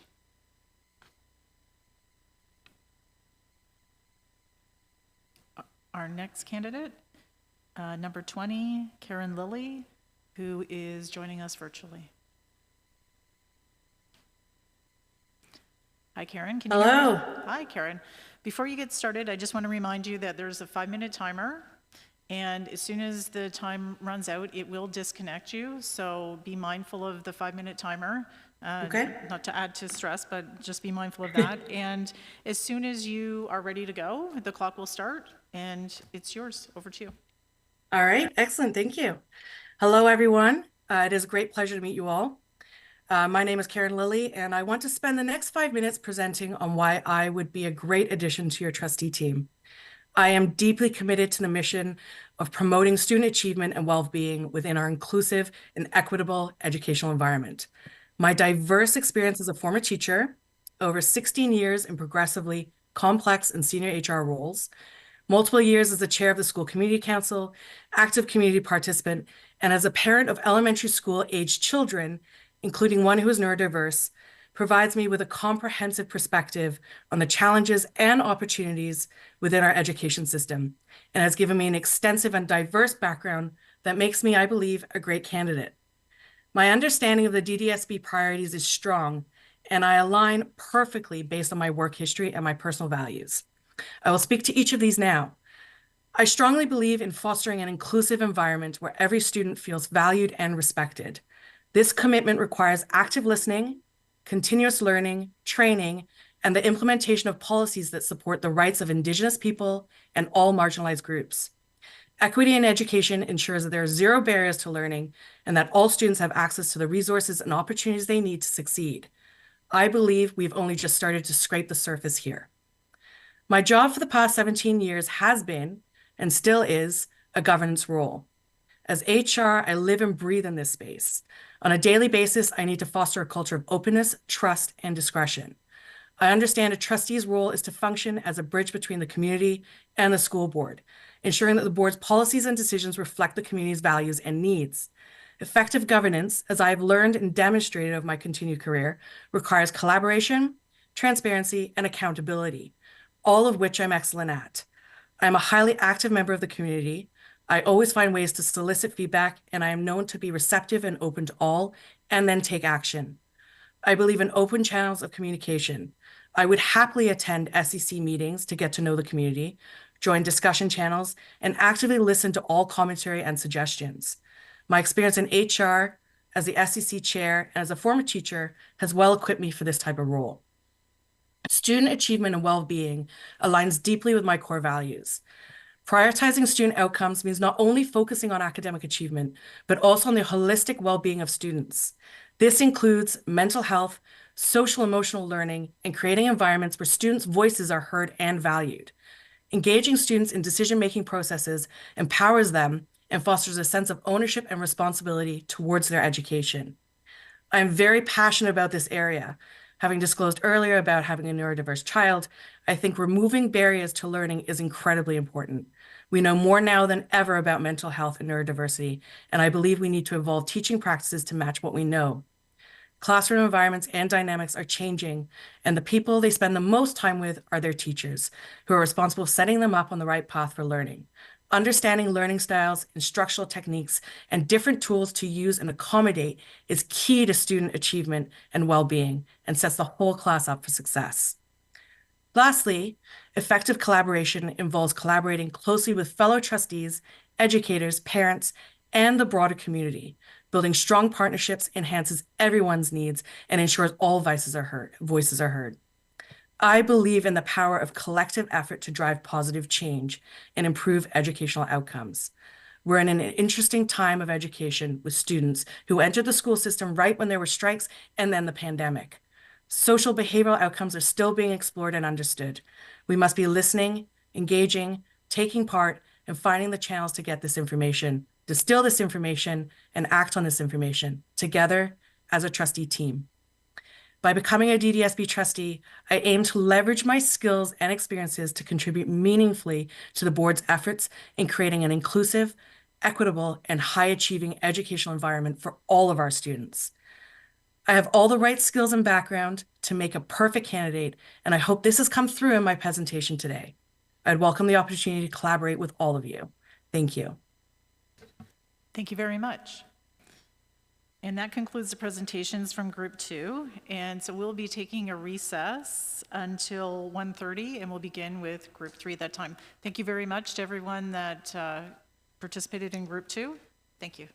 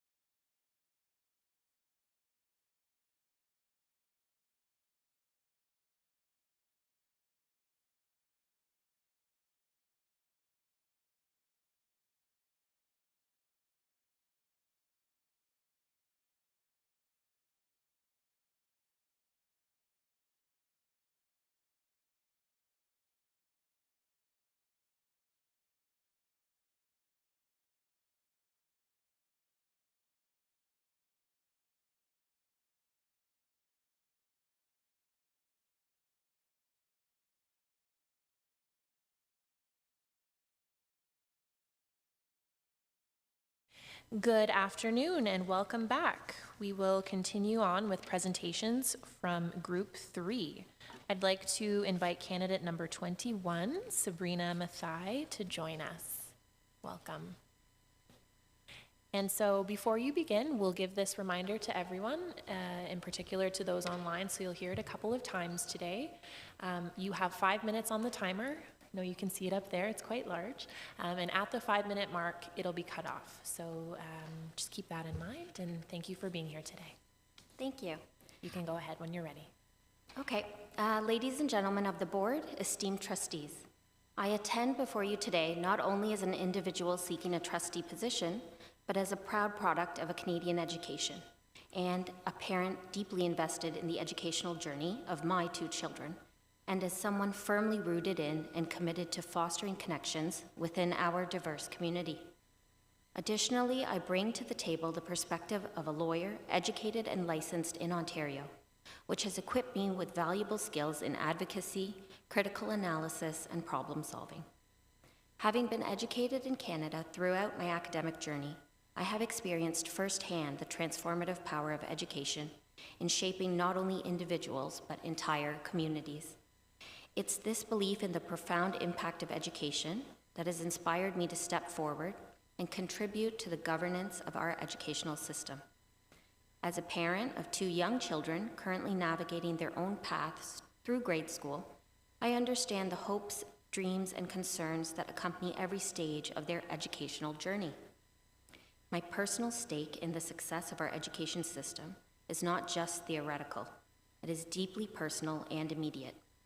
I share the same aspirations as every parent here to ensure that our children receive the best possible education, one that equips them not only with academic knowledge, but also with the skills, value, and resilience needed to thrive in an ever-changing world. Moreover, my connection to and involvement in our diverse community have given me invaluable insights into the unique needs and perspectives of the students and families we serve. Growing up in the Islamic community has instilled in me a profound appreciation for the rich tapestry of cultures, traditions, and beliefs that make up the fabric of our society. It has taught me the importance of fostering understanding, respect, and inclusivity across cultural and religious divides. My legal training and experience in Ontario have honed my abilities to analyze complex issues, navigate regulations, and advocate for fairness and equity. These skills, coupled with my passion for education and community engagement, position me well to contribute meaningfully to the important work of this board. In seeking a trustee position, I am not merely seeking a title or a seat at the table. I am offering my dedication, my passion, and my commitment to working collaboratively with each and every one of you to uphold the principles of excellence, equity, and inclusivity in our education system. Together, let us build a future where every child has the opportunity to reach their full potential, and where every voice is heard, and where every community thrives. Thank you for considering my candidacy, and I look forward to the opportunity to serve alongside you in this noble endeavor. Thank you. Thank you very much. Okay, we'll continue on with candidate number 22, Alarna McKee, who's appearing in person. Welcome. So again, as mentioned, there's the 5-minute timer, and so once it hits the 5-minute mark, it'll be cut off. You can begin whenever you're ready. Thanks for joining us. Thank you. Hello, my name is Alarna McKee, and thank you for providing me the opportunity to introduce myself to the board. Before I continue, I would like to take a moment to acknowledge on this public platform that of the Truth and Reconciliation Commission's 94 calls to action, 7 of which are in the category of education, 0 are completed. In the year 2010, at a time in my life like this one, where change, time for true commitment, and opportunity came together, I ran for school board trustee in Ajax. Though I came in last, I had a pretty good showing. During my campaign, my family and I were devastated by brutal, systemic traumas that more frequently affect Black and marginalized communities. But as many of us do, I was defeated in one way, but I continued in another. Though I did not become a school board trustee, it did not stop my already existing commitment to community, volunteering with numerous self-funded initiatives and projects across Durham, sharing what I learned with others locally and provincially. A perpetual student, over the years, I re-educated and made connecting with community my career, spending countless hours on the front line, making welcoming spaces, and talking with our diverse community. Today, I present myself again with a combination of skills from supply chain management, business analysis, and cultural and heritage site management. As mentioned, I am a perpetual student with a love and avid support of the arts. Arts, I believe, are the balance needed for all of us in our fast-paced world. It will also set our students apart in this global and competitive world. I'm currently taking my 5th Indigenous Studies course at Trent University. In my classes, I am listening, and I have been helped so much, and clearly hear the call to action. One of the things I have learned while taking these courses is to present your positionality, so people can have a sense of your perspectives and your possible biases. I will present my positionality today. My pronouns that I do not use often yet are she and her. I am a settler, I am an immigrant, I am the colonized and the colonizer. I am a victim and the victimized. I am both religious and spiritual. I am Black and Indigenous of another land. My blood has both witnessed and experienced genocide. I am a high-functioning neurodivergent. I am a wounded warrior who believes in being kind. I am committed to upholding Indigenous rights, human rights, and equity. I believe I have a balance of community and business experience that provides me with the agency to positively represent the role of trustee with integrity and transparency, and to connect with the students and community of Oshawa. Though I do not live in Oshawa, I've lived in Durham Region for approximately 25 years. I have attended 3 educational institutions in Oshawa and have worked at the Automotive Museum and the Oshawa Public Library, McLaughlin Branch. I would like to see all students progress. I would like to empower them to know that each of our paths are valuable and different, and that we are here to help and support them on their journey. I would like to work to create positive environments for staff, students, and families, removing barriers to success. As an analytical extrovert at work, in this role, I may have some specific questions, but I can work forward with momentum while including and collaborating with a variety of stakeholders. I would like to thank you for this opportunity, and I look forward to lobbying the government with you for the funding needed to increase student success at Durham District School Board. Thank you so much. Thank you very much. Okay, we'll move on to candidate number 23, Kristen McKinnon, who's joining us virtually.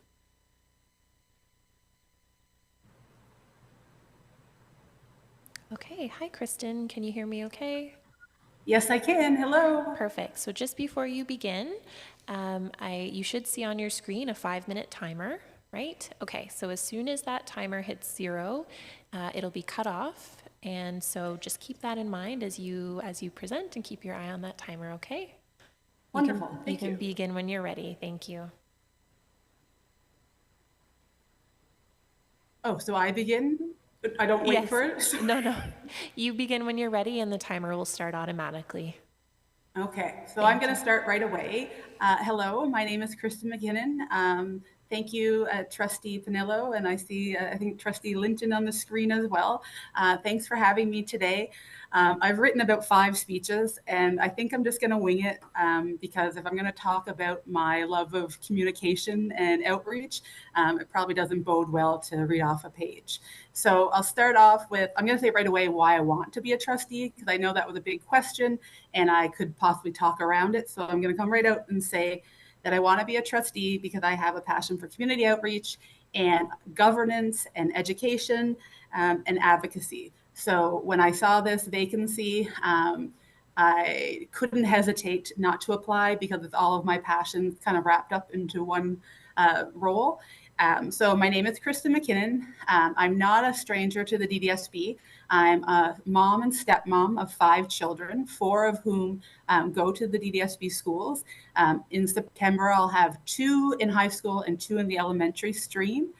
We're proud South Oshawa residents, have been for the past 8 years.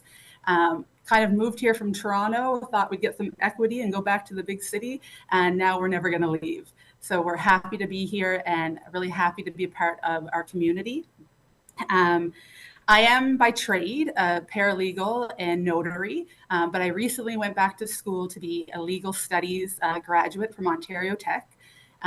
Love that so much that now I'm going to work towards a master's in social practice and innovation. Thought maybe that I'd want to be a lawyer, but now I really know my passion lies in community outreach, and that's where I want to put my energy.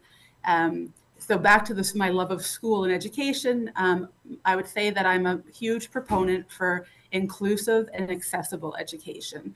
And I would advocate for all students of Durham region, absolutely, but I definitely have a soft spot or a lived experience. I have one son who is a Black male in high school, big part of his BSA, just went to actually the University of Windsor for an overnight trip with the DDSB for a Black Diaspora conference. So I definitely feel I have the lens of being a parent to a Black student on the board and know that the wonderful initiatives that are happening, but also know some of the challenges that are there too. I have an autistic son, so special education is very much high on my priority. Know the Education Act well, and IEP and the IPRC and all those type of things. I see my time going really quickly, so I'll jump into my governance love. I sit on 2 boards, nonprofit boards. I am with the Women's Shelter Bethesda House and then also Durham Deaf Services. That has been an amazing experience. Definitely have got to jump right into strategic planning and budgets, and they both adhere to the Roberts Rule of Governance. So all of those things are not new to me, but I would love to learn more about them. I'm also very involved in the school, SCC Council, doing lots of different events and volunteering. I was actually a member of the PIC for 2 years, from 2021 to 2023. Margaret Lazarus was the amazing superintendent involved at that time. Got to be on lots of great subcommittees for the symposium and the newsletter, and there was the Human Rights Committee. I'm definitely a person who wants to be involved. So all the committees, I'll sign up, all the community events, I'll go to them. I'm actually wish I was there in person today, but I'm in London, Ontario for a child health symposium with Grandview Kids. And I also didn't mention that I work part-time with Grandview Kids in the family engagement area. So really working on person-centered voices or human-centered voices, family voice, how important it is in the co-design. So I understand that the board is the governance and not more of the programming, but I would like to sit on committees that help to make big decisions about our amazing school board. And it's wrapping up. So I'm just going to quickly say that I appreciate your consideration today. I'm super excited actually that 41 people applied, because that means that people are as civically engaged and excited as myself. And I'm wishing everybody success. And if I'm not successful, you'll definitely see my name on the 2026 ballot. Thank you. Thank you very much, Kristen. Okay, next we have candidate number 24, Abdullah Mir. I apologize if I'm mispronouncing that, who is joining us virtually. Perfect. Hi, Abdullah. So just before you begin, you'll see on your screen that 5-minute timer, right? You should see it. Where on my screen would I be seeing that? It should be in the Zoom call with you. Okay. Oh, okay. It's okay. I have my own timer. It's all good. Perfect. It's less than So- 5 minutes regardless. Okay, so if you do happen to hit the 5-minute mark, know that it'll just Sure. be cut off immediately, so don't be alarmed, but you can start whenever you're ready. Okay, thank you. Thank you for the opportunity to address you here this afternoon. My name is Abdullah Mir. I am a civic and environmental activist living in Pickering. I'm interested in becoming a DDSB trustee because I wish to serve my community. I believe I'm the best candidate for this role for 3 main reasons. Firstly, I have a deep and broad understanding of the education system. My 2 best friends are teachers at the elementary and high school levels in the York and Toronto school boards. I have numerous younger cousins at various levels of education across school boards in the GTA, including the Durham, York, Peel, and Toronto school boards. And finally, my mother is an administrative worker in the Durham District School Board. Through all these relationships and in-depth regular conversations with my loved ones, I have developed a very good understanding of the multidisciplinary ground level realities of the education system from the diverse point of views of students, teachers, and administration. Secondly, I serve on the board of directors of the Pickering Public Library, where I have a special interest in engaging with youth and teenagers to help serve them better. I am also the co-chair of environmental advocacy and city planning organization Stop Sprawl Durham, which was instrumental in getting the provincial government to reverse the Greenbelt land grabs last year. I'm also on the board of agricultural advocacy organization Land Over Landings, and I'm on the executive of 2 local Pickering nonprofit organizations, the I Trust Community Center and Rougemount Community Association. My leadership experience in these roles has equipped me with a deep understanding of governance, which will be an asset for the Board of Trustees in helping to achieve our collective goal of overseeing and ensuring a healthy school board that fosters high educational and personal achievement and development for students. I understand the importance of collaboration with leaders, staff, and members of the community to achieve organizational objectives. I believe in a subject-centric approach, whereby the subject's well-being and voice should be at the center of all work. And in this case, the best way to execute at a high level as a trustee would be to put student achievement, well-being, and voice at the center of all of the work that we do. Last but certainly not least, I bring lived experience as a member of a religious and ethnic minority group. My experience can help guide the DDSB's diversity, equity, and inclusion strategy, helping to provide the required depth and breadth to continue to enable the DDSB to be a leader in this field. I really believe in the potential of the next generation. The world is changing faster than ever before, and it is almost impossible to keep up with it. But there is one constant, and that is that the youth are always at the forefront to take the reins and guide us into a brave new world and a brave new future. I want to encourage and empower that, especially in the face of the dangerous rhetoric surrounding the rights and freedoms of children that we see today. When political apathy is at an all-time high, combined with vitriol and intolerance also at an all-time high, it is even more critical and imperative to provide an environment for children and youth to thrive. I also have a strong commitment to upholding Indigenous rights, human rights, and equity because I believe the freedom and the right to thrive in a safe environment is fundamental and foundational for academic and personal development and success for students. Members of the Board of Trustees, thank you for your time this afternoon. I encourage and applaud the good work that you are doing to bolster our education system here in Durham, and I hope to join you and contribute to making the DDSB a leader in the community. Thank you. Thank you very much, Abdullah. Okay, we're moving on to candidate number 25, Sindiswa Moyo. who will be joining us virtually.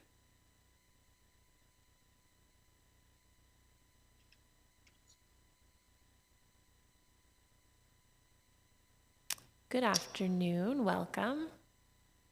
Good afternoon. So just before you get started, on your screen, there will be a 5-minute timer that you should be able to see.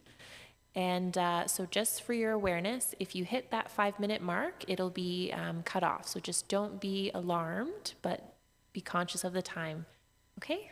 And you can get started whenever you're ready. Thank you for joining us. Thank you for having me. Good afternoon, Chairperson, trustees, and esteemed members of the public. My name is Cindy Swamoyo, and I'm honored to be here today as a candidate for the school board trustee. I am deeply committed to Indigenous rights, human rights, and equity. I'm always advocating for inclusive practices that uphold the dignity and the rights of all individuals. My personal values and experiences, accompanied by my master's in public policy, administration, and law, would ensure that I hit the ground running when given the opportunity.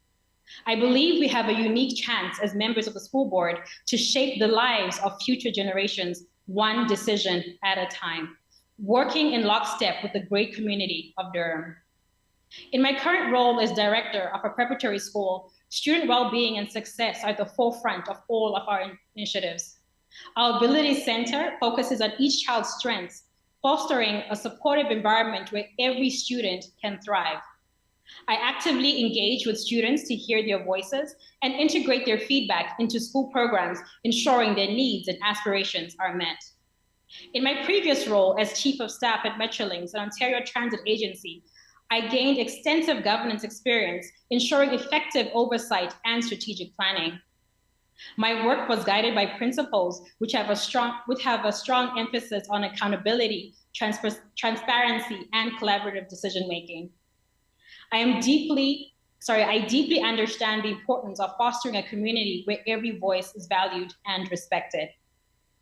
I have a proven track record of building strong relationships with various stakeholders, including government officials, community leaders, parents, and students.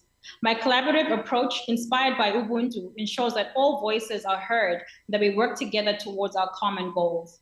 By embracing these principles, I have been able to achieve collective goals efficiently and create a more inclusive and supportive environment for all involved. In 2022, I made new friends and received overwhelming support from the district when I ran for school board trustee. My commitment remains unchanged. I am focused on student achievement and well-being, building positive relationships throughout the community, and communicating effectively. In my remaining time, I would like to give you a glimpse into who I am and what I bring into the role as trustee in Durham.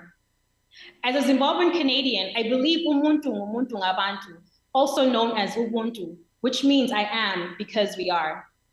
This African principle emphasizes community interconnectedness and mutual respect. These are the guiding values that I bring to this role and my vision for our school district. Ubuntu teaches us that our strength lies in our collective unity.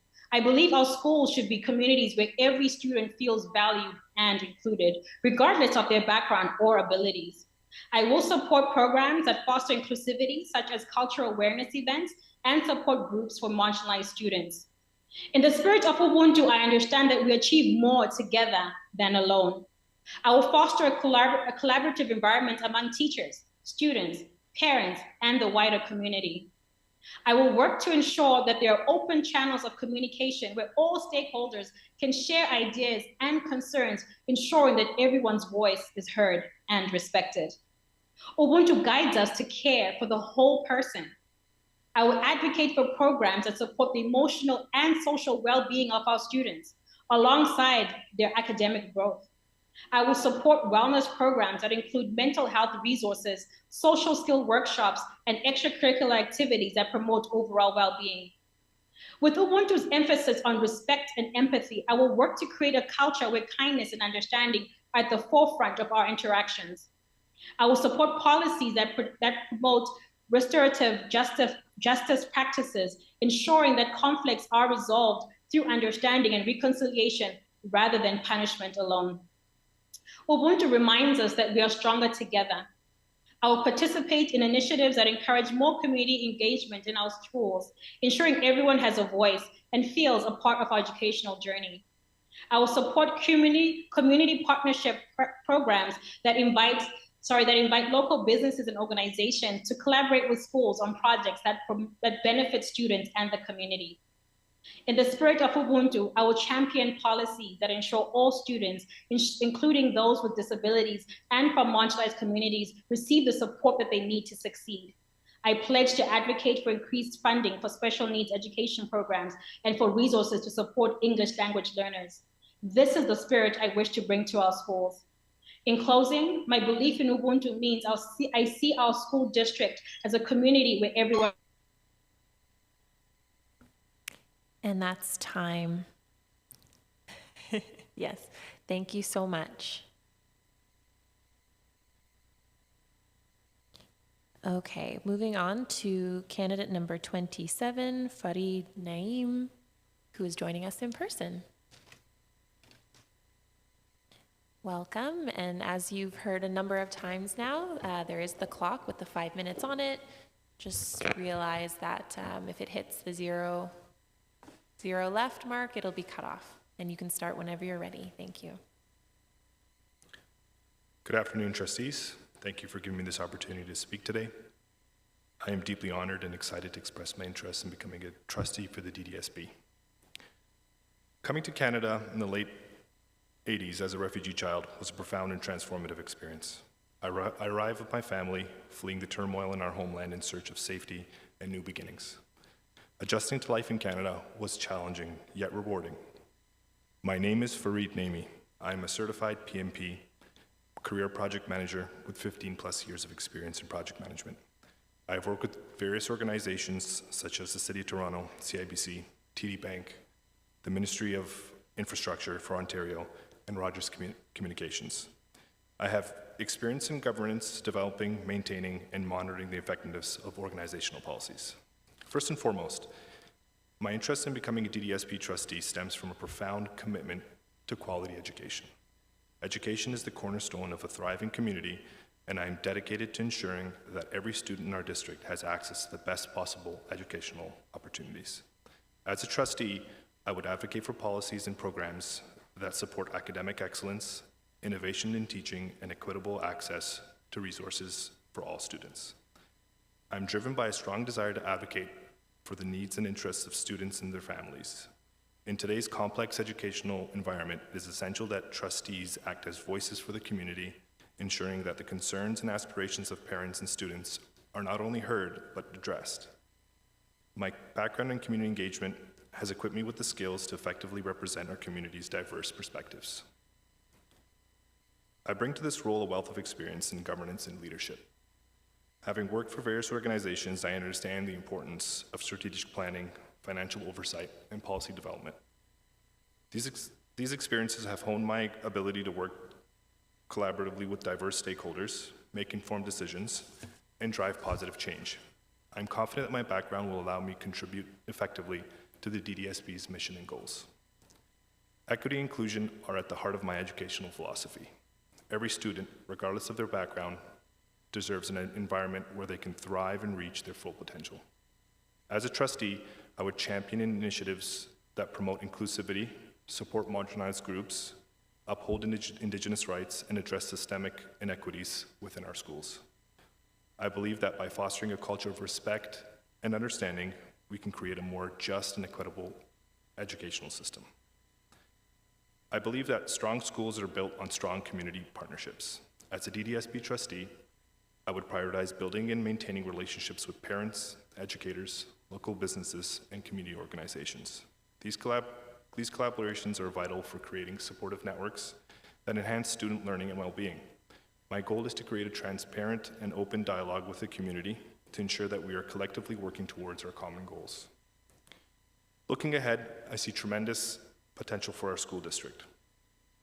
With the rapid investments in technology and the evolving educational landscape, it is crucial that we prepare our students for the future. This includes integrating digital literacy, promoting STEM education, and fostering critical thinking and creativity.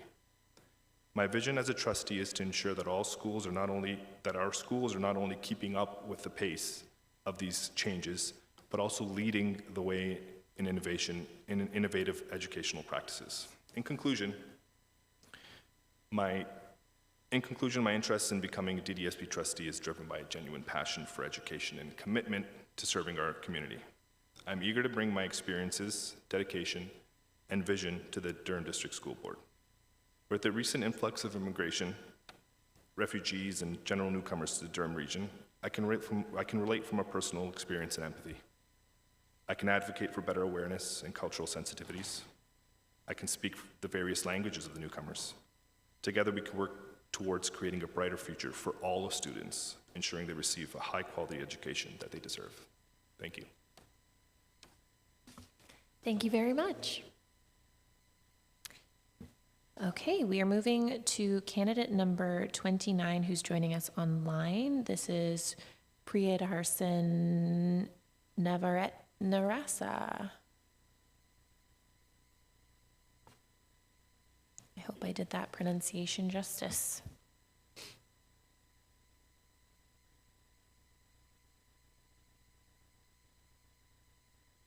No? Okay. They are absent. So we will move to candidate number 30, who's joining us in person, Russell Nazareno.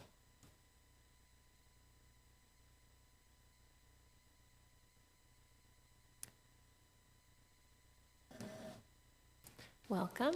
And again, you see the timer on the screen, so just be aware of that. And thank you for being here. You can start when you're ready. Good afternoon, everyone. My name is Russell Nazareno, candidate number 30. I live in Ajax, Ontario of the Durham region.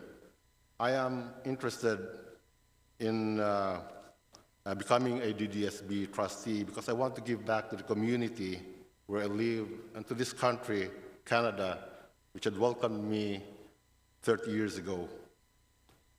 I can say that I am richly blessed, me and my family, here in Canada.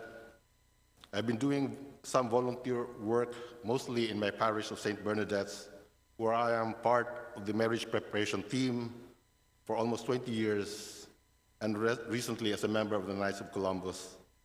I am also a member of Couples for Christ and a volunteer of ANCOP, an acronym for Answering the Cry of the Poor, which supports the poor in the Philippines, Africa, India, and other parts of Asia by helping children go to school and building homes for the poorest of the poor so families can live in dignity and self-respect.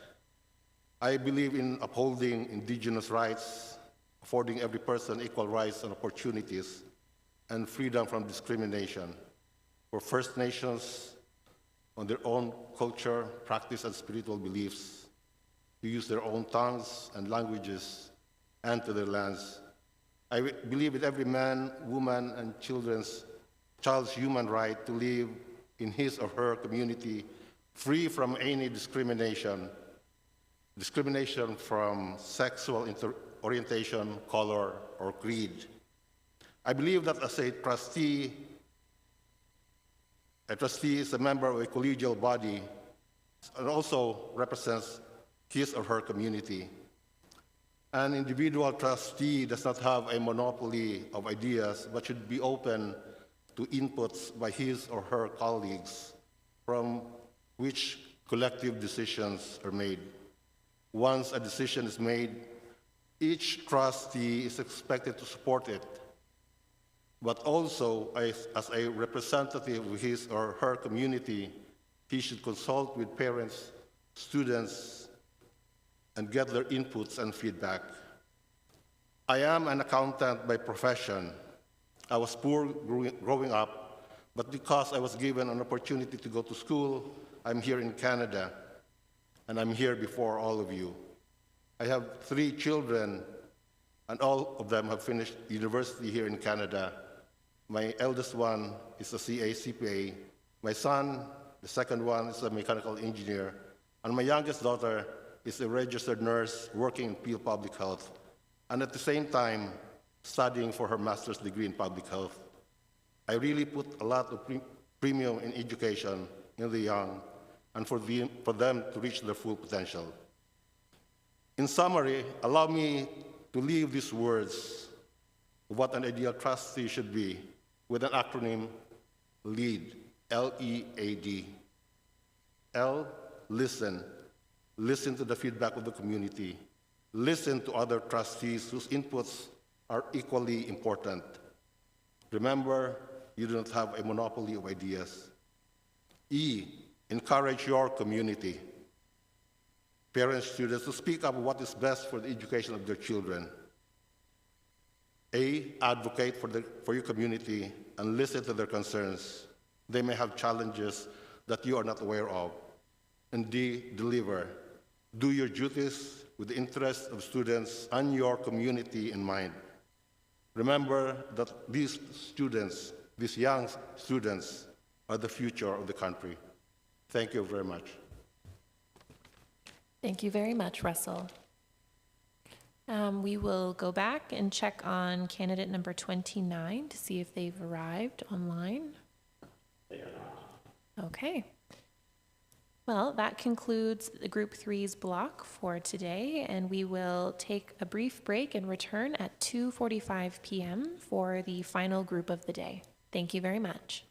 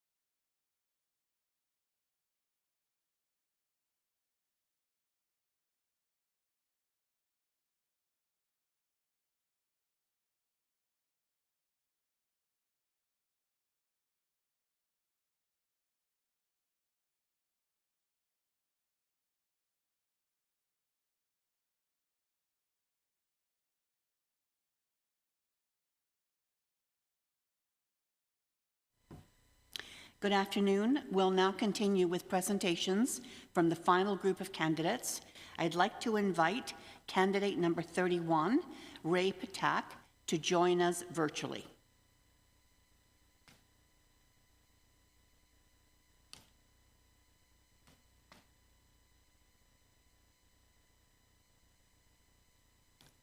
Good afternoon, Ray. Welcome, and thank you for joining us today. You will have 5 minutes to present, and you can begin as soon as you're ready. Perfect. Thank you for the opportunity to present. When I first came to Canada as a 1-year-old, Ajax was home. We eventually moved to Scarborough and then Mississauga, but I returned in 2016 to raise a family, and now I have 3 children in the Durham school system. I came up through the Ontario school, public school system via Scarborough and Peel, and went to Toronto Metropolitan University. I do not have an educator or teacher background. However, I have been involved in education from a lending perspective for over 10 years. I was part of a private company named Resolve that administered student loans to post-secondary students for the federal and provincial governments, better known as the National Student Loan Service Centre and OSAP. The skills and experience I bring to the table from the last 25 years of my work experience that I think will help bring a different voice to the board. It is at Resolve I climbed the corporate ladder from a call center representative to leading their corporate data privacy program. From there, I moved to lead privacy at Target Canada as their privacy officer when they opened back in 2012. Here, I helped Target launch their Canadian privacy program and represented them in front of the Federal Privacy Commissioner's office during the Target credit card breach. From there, I have held senior positions at privacy technology companies, including COO at Toronto tech firm called Nimity and VP Data Privacy Solutions at a global technology company named Xtero.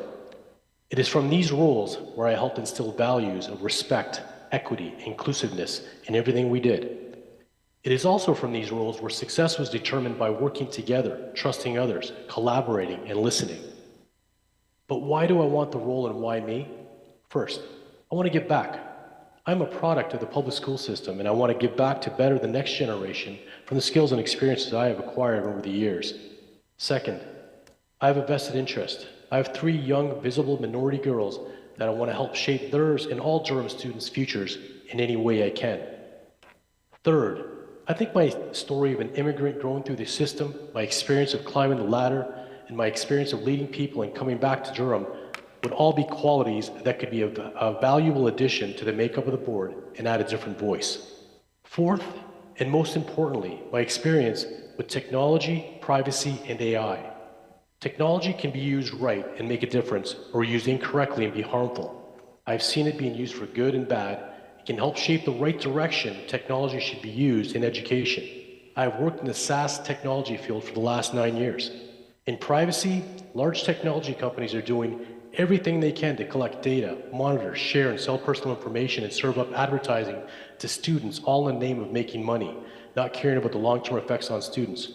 Kids have no idea what they are up against or what their digital privacy rights and what they should be. I've been in the privacy space for 20 years. AI will be the largest disruption to society in everything we do, including how we teach and what we teach. How do we navigate things like a move from strong math skills to verbal skills or algorithmic discrimination and bias? AI done right can be a game changer. If done wrong, can be catastrophic.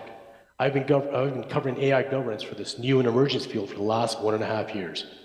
My 20 years experience in business, technology, privacy, and now AI governance can be of considerable value to the board as we move forward into the future and the unknown of AI.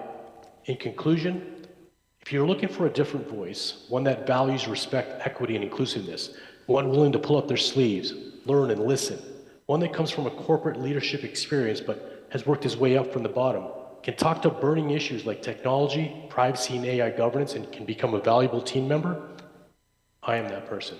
Thank you. Thank you. Thank you, Ray. Moving on now to Dilushan Padmanathan. And Dilushan is in person here today.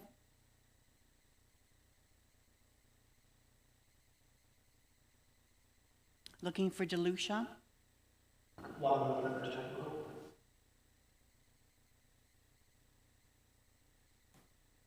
we will move Delushan to the end of the list for this group, and we'll call on this person once more after we completed the list.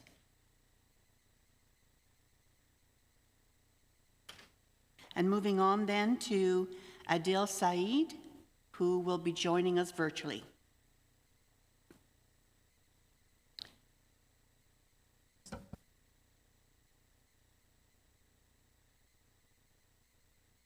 I did miss one here, thank you. Calling on Maja Petrovic, candidate number 33. We need 2 minutes. Okay, yes, we'll pause for a couple of minutes.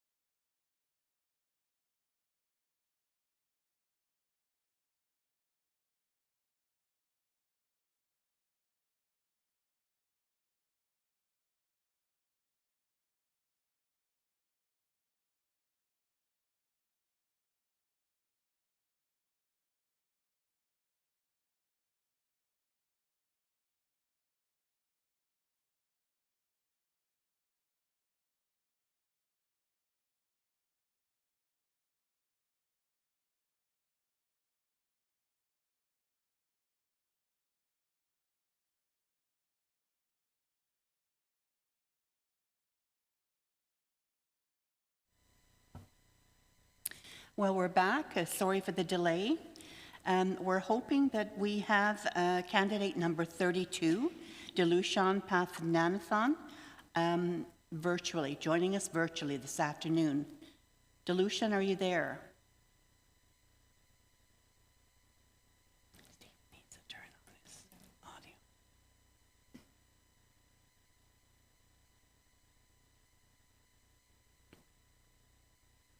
There's Steve.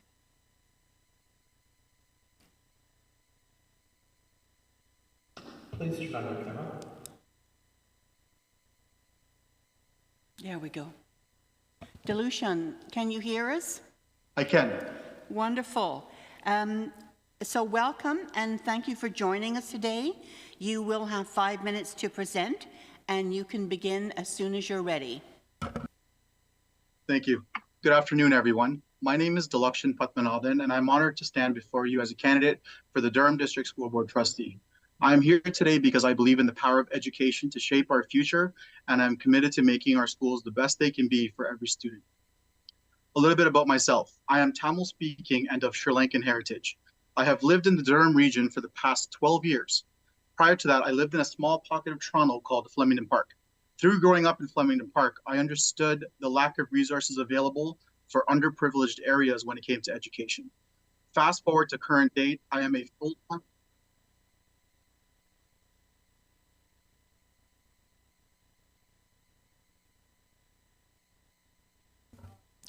We can hear you. Go ahead.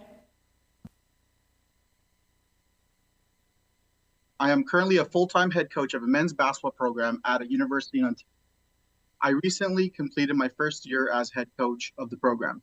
When I took over the program this time last year, we were ranked 47th of 48 schools, which means we were the second worst program in the country. Today, we sit within the top 10 basketball programs in Canada, currently at number 7. I'm also quite proud of the fact that my student athletes averaged a 3.0 while maintaining the workload of being a student athlete.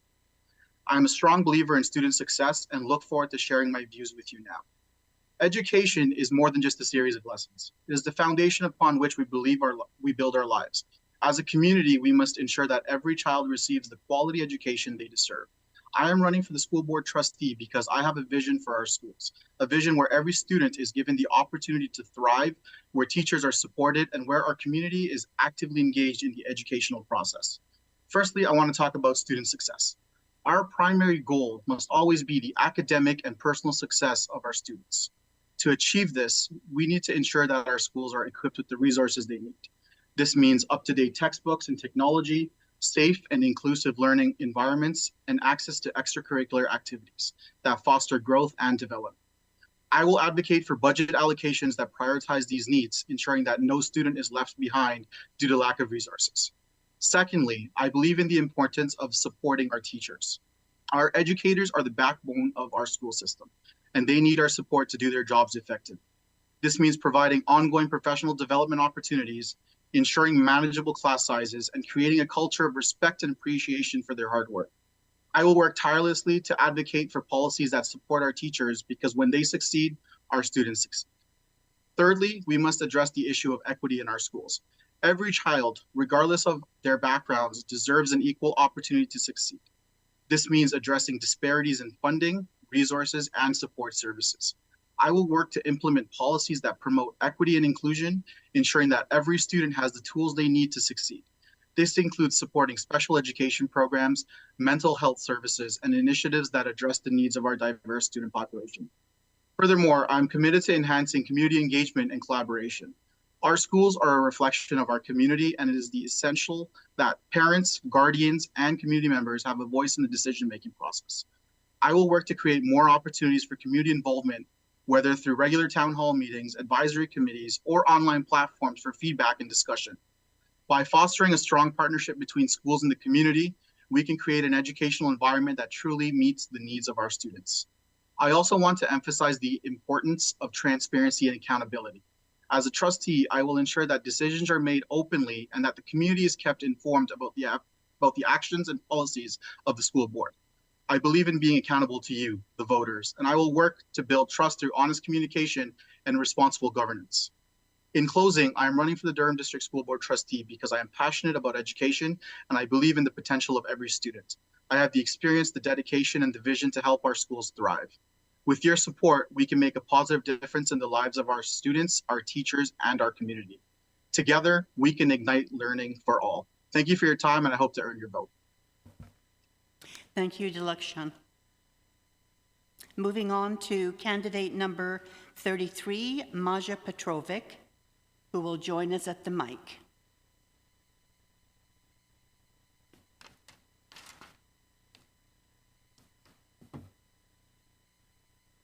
Yes.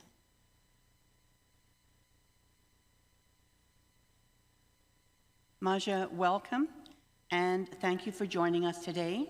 You will have 5 minutes to present and can begin as soon as you're ready. Thank you.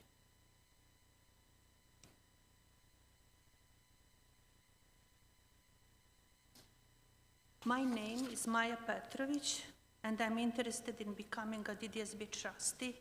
Even I believe Linda Stone is far better than me.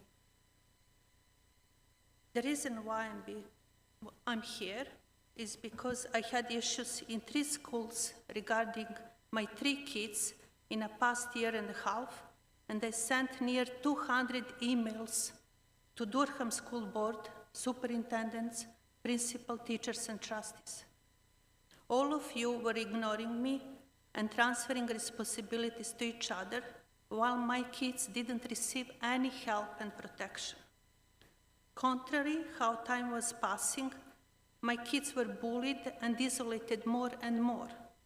They were pushed in hallways, in the backyard, hit during the gym classes. No any incident report received about that. Other kids were drawing private parts on my son Dutangs. My son was not receiving grading criteria so he could know on what he should work on, and due dates were moved all the time. He was not helped by his teachers during the class time, didn't receive any feedback on his work. He was getting tasks to work on the last day before due dates, but not receiving any tools like Chromebooks.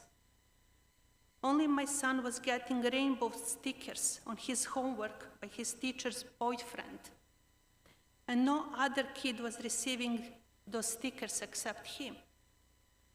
Even my son has a medical condition, he was not accommodated. I, as a parent who was trying to advocate for them, for my kids, I was banned from asking any questions and getting any information about my kids, what they're learning, what are their grades, and I didn't receive any incident report, as I said earlier. Only person who was trying to help was Linda Stone.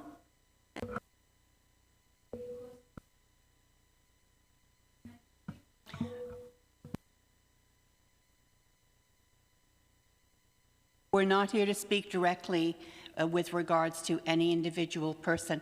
I'll give you an opportunity to continue.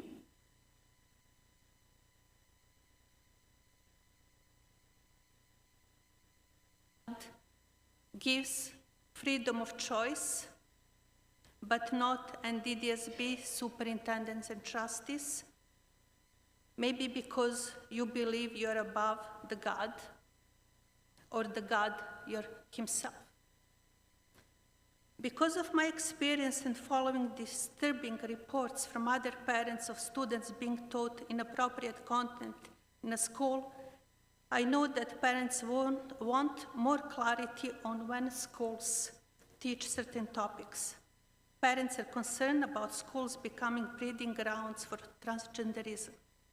If I get selected, I will fight for parents to have ultimate role as their first educators of the children, and only parents don't have hidden interests, and parents being involved all the time is in the best interest of kids. I believe clearer guidance on what kids are being taught in the schools will provide support for teachers and reassurance for parents, and will set out which topics should be taught to students at what age, and has to be approved by parents and has to be option to opt out. We need to make sure that content of lesson is factual, appropriate, and that children have the capacity to fully understand everything they're being taught. We need to make sure our children are prepared for the world in which they live, but not in a way that takes away the innocence of childhood as it is happening now under current leadership. In short, we need to allow our children to be children the longest as possible. It is fine line to tread, and the schools need clarity on how to approach.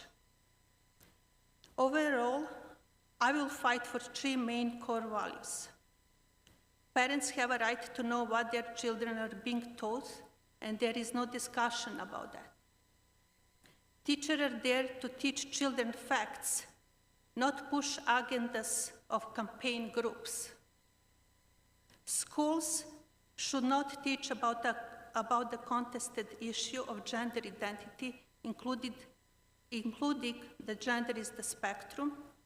School not to talk about kids in a sexualist manner. Maya, bring your presentation to conclusion. Your time is up. Engaging in sexualization of children. Your time is up, Maya. Thank you very much for coming this afternoon.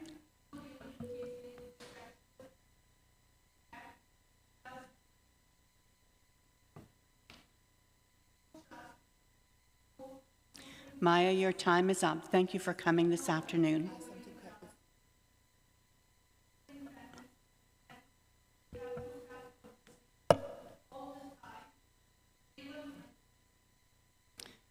Her mic is off.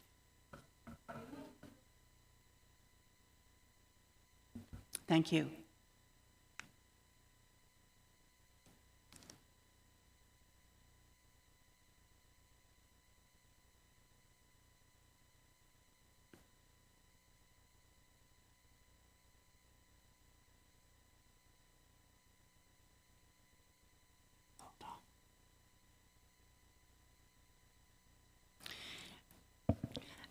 Our next speaker is number 34, Adil Saeed, who will join us virtually.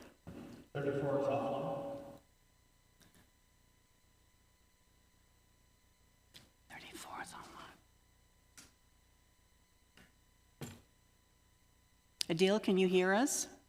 34 is offline. Offline. I will move Adil to the end of the list and give them an opportunity to speak after the rest of us have spoken. Moving on then to candidate number 35, Jai Sahak, who will join us here at the mic. Good afternoon and welcome. Thank you. Thank you for joining us today. As you've already heard, you'll have 5 minutes to present, and you can begin as soon as you're ready. Thank you. Good afternoon, and thank you for the DDSB trustees for your consideration of my candidacy. In preparation for today's presentation, I revisited the Provincial Education Act, some relevant bylaws, including the School Board Trustee Code of Conduct. I also reviewed some of DDSB's policies, regulations, and procedures, including some that are near and dear to me, including placement of students in the care of children's aid societies, equity and inclusion education, Indigenous education policy, equitable recruitment, human rights, anti-discrimination, and anti-racism, to name a few. But it was what the Ministry of Education pledged for the province, to catch up post-pandemic, which caught my eye. Their pledge for the 2022-2023 school year was for their kids returning in September to have a full school experience.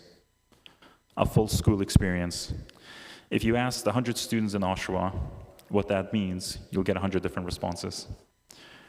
That's because we know that historically marginalized students have profoundly different experiences in the school system here in Durham compared to non-racialized students. And this is specifically true for Black students. We know that despite the ministry's increase in funding to support students during mental health crisis, there are still too many students struggling to cope, and many students with unique learning needs feeling that their emotional, social, and cognitive needs are not being met. And finally, we also know that for the past couple of years, 2S LGBTQIA students have become targets of bigotry and hatred often feeling isolated and neglected. In the background of these equity considerations is our commitment to truth and reconciliation, and how we are genuinely engaging Indigenous elders and knowledge keepers towards a more just education system. This is what brings me here today. I want to challenge what we mean by a full school experience. I want to challenge the one-size-fits-all approach to education. The DDSB has taken some important steps towards addressing some key equity issues, namely accommodation, equity, and diversity, a poverty strategy, and a mental health and well-being action plan. I look forward to monitoring the progress of these plans and strategies and collaborating with various partners, including senior administrators, teachers, parents, and students. As a DDSB trustee, I pledge to listen to my constituents and center the narratives and experiences of Oshawa's diverse identities. Alongside the board, I plan to advocate for programs and services that support a safe and equitable learning environment to support student success while holding the board accountable when student needs are not met. As a former educator in Oshawa, I'm keenly aware of the stereotypes residents of this municipality have to carry and the effects it has on the self-esteem of our students. I saw it on the faces of my students at Durham College and in the experiences they shared with me about their neighborhoods. My goal will be to uplift and empower all students in Oshawa and instill a sense of pride in their school and community through effective community engagement strategies. Community engagement is part of my identity, and sharing with my constituents the work of the board will be vital to my work as a trustee. My experience in the community in Durham dates back to my work as the Diversity and Community Engagement Coordinator at the town of Ajax, and more recently with the Durham Children's Aid Society in Oshawa. I believe establishing meaningful connections within the community effectively identifies the needs of students, fosters parent and guardian engagement, and involves educators. This is crucial to increasing accountability to community, transparency in our decision-making, and for implementing a channel for constituents to keep them abreast of significant changes of DDSB policies. I recognize that this is not a full-term position, so I will be working overtime to advocate at the provincial and board level for resources and funding. It is important for me that during this transition, students and families don't feel neglected, a feeling too often shared by the residents of Oshawa. It was this board that once responded to a community inquiry by stating, "Education evolves as society evolves." As one of the fastest growing and developing municipalities in Canada, and rapidly racializing, the source of this racialization isn't just secondary migration, but also newcomers.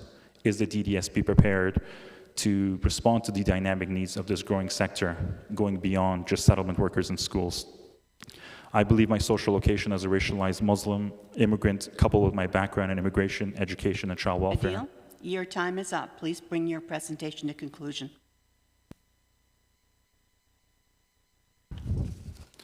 Finally, to go back to the core reason for my passion to be a DDSB trustee, the question of the full school experience. I believe that the only way you can bring your to have that experience is to be able to bring your full self into the school. That requires advocating and creating more equitable and positive spaces, and I look forward to working with the board to achieve that end. Thank you. Thank you very much, Adil. Moving on to candidate number 35, Jai Sahak, who will be joining us in person at the microphone. That was Adil? Yeah, next one. Next one. Moving on to candidate number 36, Donald Shields, who will be joining us at the mic in person.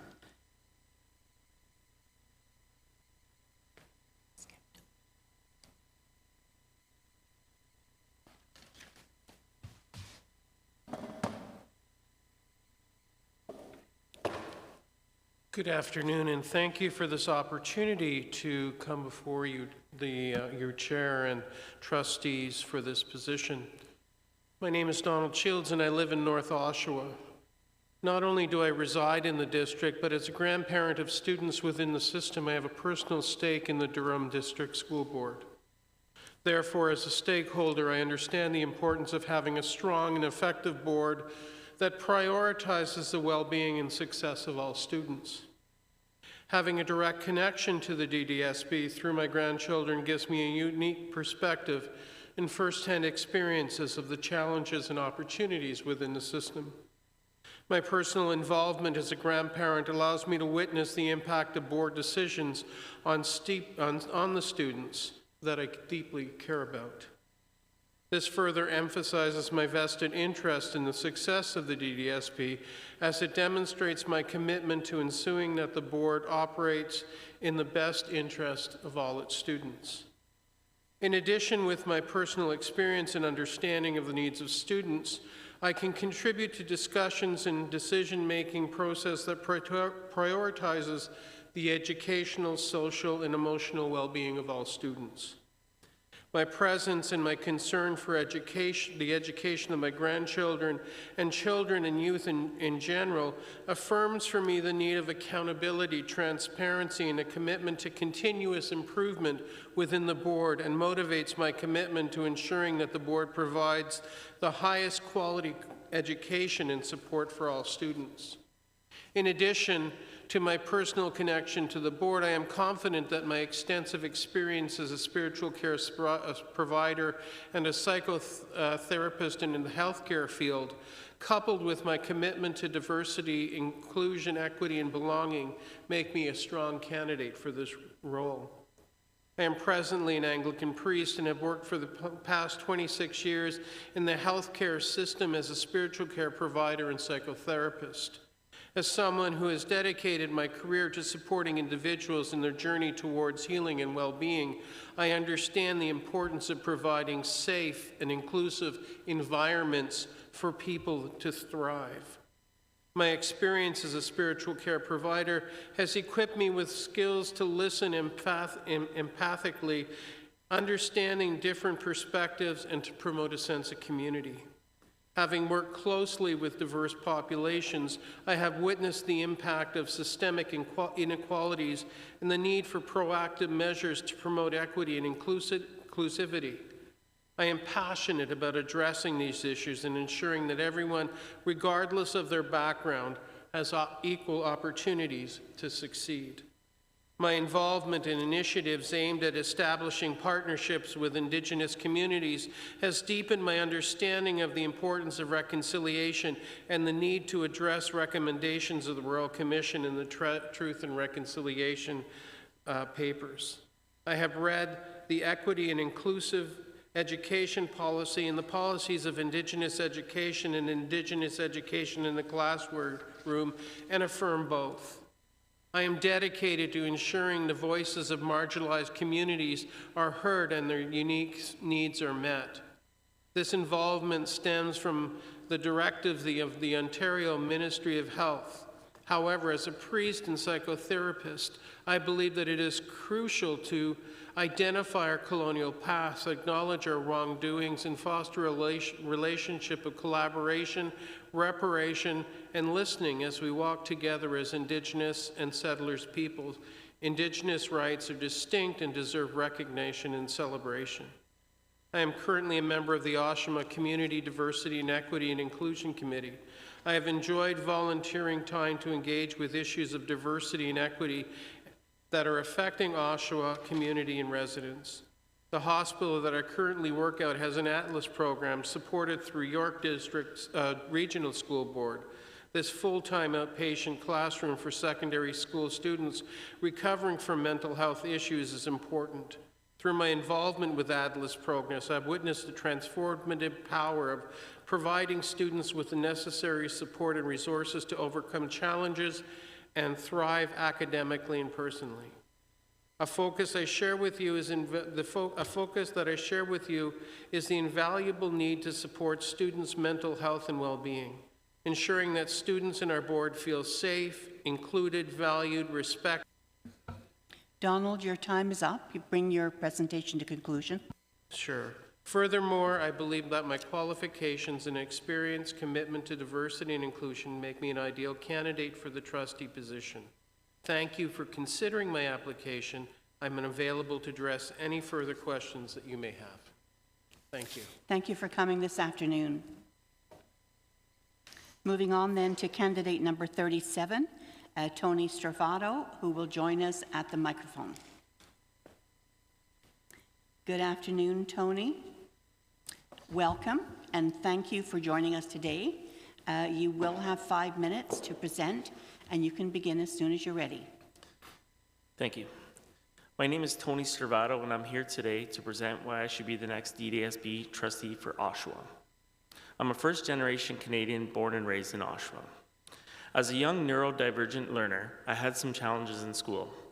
With the support of education workers, accommodations were made so I could reach my full potential. The last 14 years, I've been unit president for the United Steelworkers 2784-3. In this role, I've led bargaining and supported members inside and outside the workplace. On a more personal level, I'm a father of twin 11-year-old autistic boys, which has led me to the world of advocacy. I'm currently the Vice President of Operations for the Ontario Autism Coalition. Through working with the Coalition, I have gained a great deal of experience working as a board under the rules of order. I currently sit on the Governance Committee and co-chair various working groups. Throughout the years of advocacy, with the help of an amazing team, I've worked with many families to help navigate the challenging systems within our governments. Advocacy has led me to the education sector. In 2022, I ran for the trustee position in Oshawa. I was very honored to be endorsed by the Durham Region Labour Council along with many other organizations. Being a trustee is not a stepping stone for me on a political journey. I want to be part of a team that helps to ensure our education workers feel supported, and I want to represent all children and their families to ensure that everyone has a voice at the table. As a disabilities advocate, it goes without saying, equity, inclusion, and a safe learning environment for all students is very close to my heart. If selected as the next trustee for Oshawa, I'm committed to working together with the Board of Trustees to ensure that the 3 pillars of the strategic plan, meaningful learning, connecting with community, and well-being, are implemented and successful.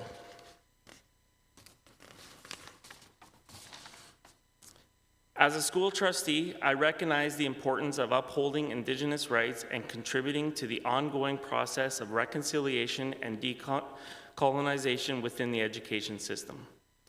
To fulfill this responsibility, I'm committed to actively engaging with Indigenous communities, advocating for Indigenous rights, and promoting inclusive and culturally responsive education policies and practices.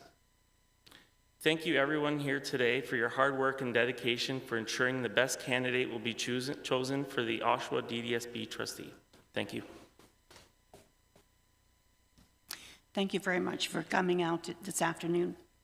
I'd like to move on to candidate number 38, and that is Scott Templeton. Scott would join us virtually.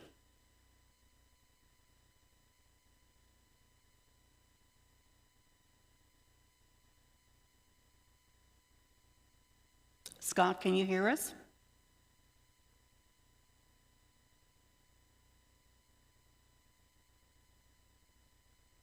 Can you hear us, Scott? Yes, I can. Thank you. Sorry. Okay. Well, welcome and thank you for joining us today. You will have 5 minutes to present, and you're welcome to begin. Thank you for your time. It's an honor to. It was an honor to sit on the school board for 4 years when I was there, from 2018 to 2022.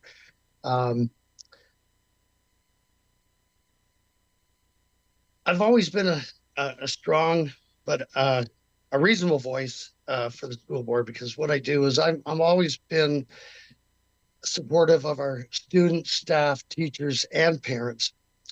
For me, when we're making our decisions regarding policies and updated policies, new policies, equity and diversity were at the top of the list. We always made sure that we worked together as a team, and that's what builds a good school board trustee, is being a member of a team. There is no I in the team, obviously, but we all know that. We went through probably one of the toughest 2 years that I've seen, which was the pandemic, and I believe we we came through pretty good. We kept a lot of stuff moving perfectly towards a safe learning environment. And we continue to do that today, as I've been watching along for the past little while now, probably since day one. One of my biggest advocacies that I'm always behind is the well-being and the mental health of students, staff, and teachers. This is one of the top priorities of the school board. The safety of all options for people to look for help and find things. We have these in place. I believe it's opportunity to continue on the correct path.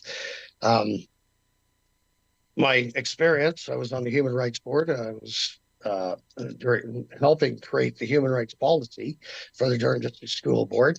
I was involved I was the chair of that, actually, in hiring the integrity commissioner. At the end of my term, I was also the chair of the governance. I was also chair of standing committee, and I ran a few meetings near the end of our term. So if you're looking for somebody that has experience that can step into the job and do the job right away, I believe I'm highly qualified for that position. And I'm just going to leave you with this, is let's continue the work of making our school a safe learning environment for all. I'd like to thank you for your time. And I know it's a shorter presentation because most of my information was on my document. So anyways, thank you and have a good day. Thank you very much, Scott. Moving on then to candidate number 28, and that is Sharmina Nazrin. Welcome, Sharmina, and thank you for joining us today. You will have 5 minutes to present, and you can begin whenever you're ready. Thank you so much. Good afternoon. My name is Sharmina Nazrin, and I'm so honored to be here today as an aspiring candidate for the position of DDSB trustee. I come to you not just a candidate, but as someone deeply committed to the values and priorities of the Durham District School Board. As an immigrant to Canada, I understand the importance of upholding Indigenous rights, human rights, and equity. My journey to this country has taught me the significance of respecting and protecting the rights of all individuals, regardless of all backgrounds.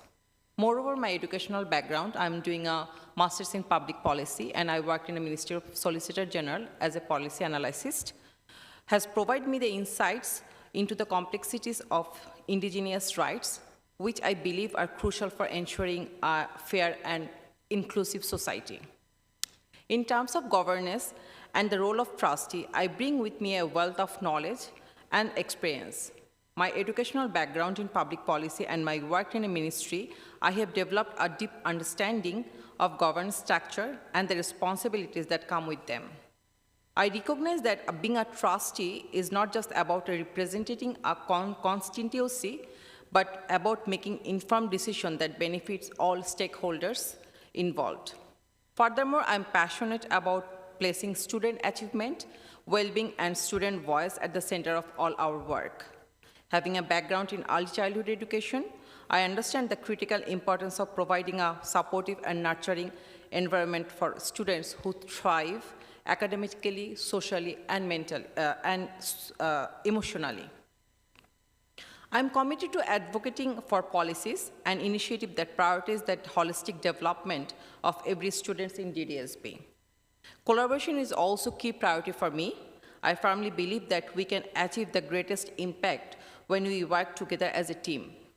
My experience in leadership roles within the business sector, as I'm a woman entrepreneur, so these skills foster me open communication and collaboration among all stakeholders. I am committed to building a strong partnership with the parents, students, educators, and community members to ensure that we are all in one goal to achieve one goal of providing the best possible education for our students. One of the key strengths I bring to the table is my understanding is of diversity and multiculturalism. Having grown up in a diverse community myself, I recognize the importance of inclusive policies that celebrate and support students from all backgrounds. My backgrounds in early childhood education furthermore enhance my ability to connect with the students and address their unique needs and goals.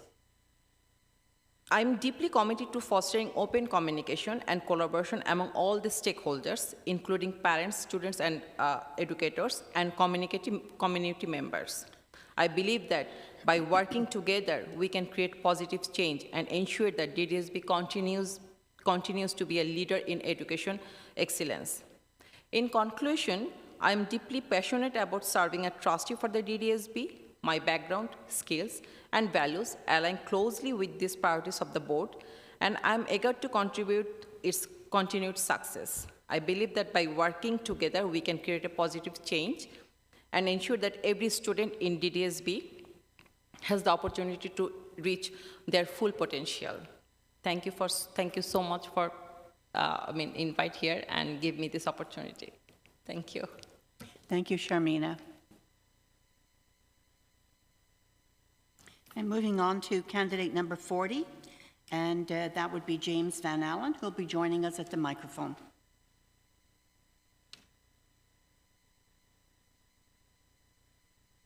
Welcome, and thank you for joining us today.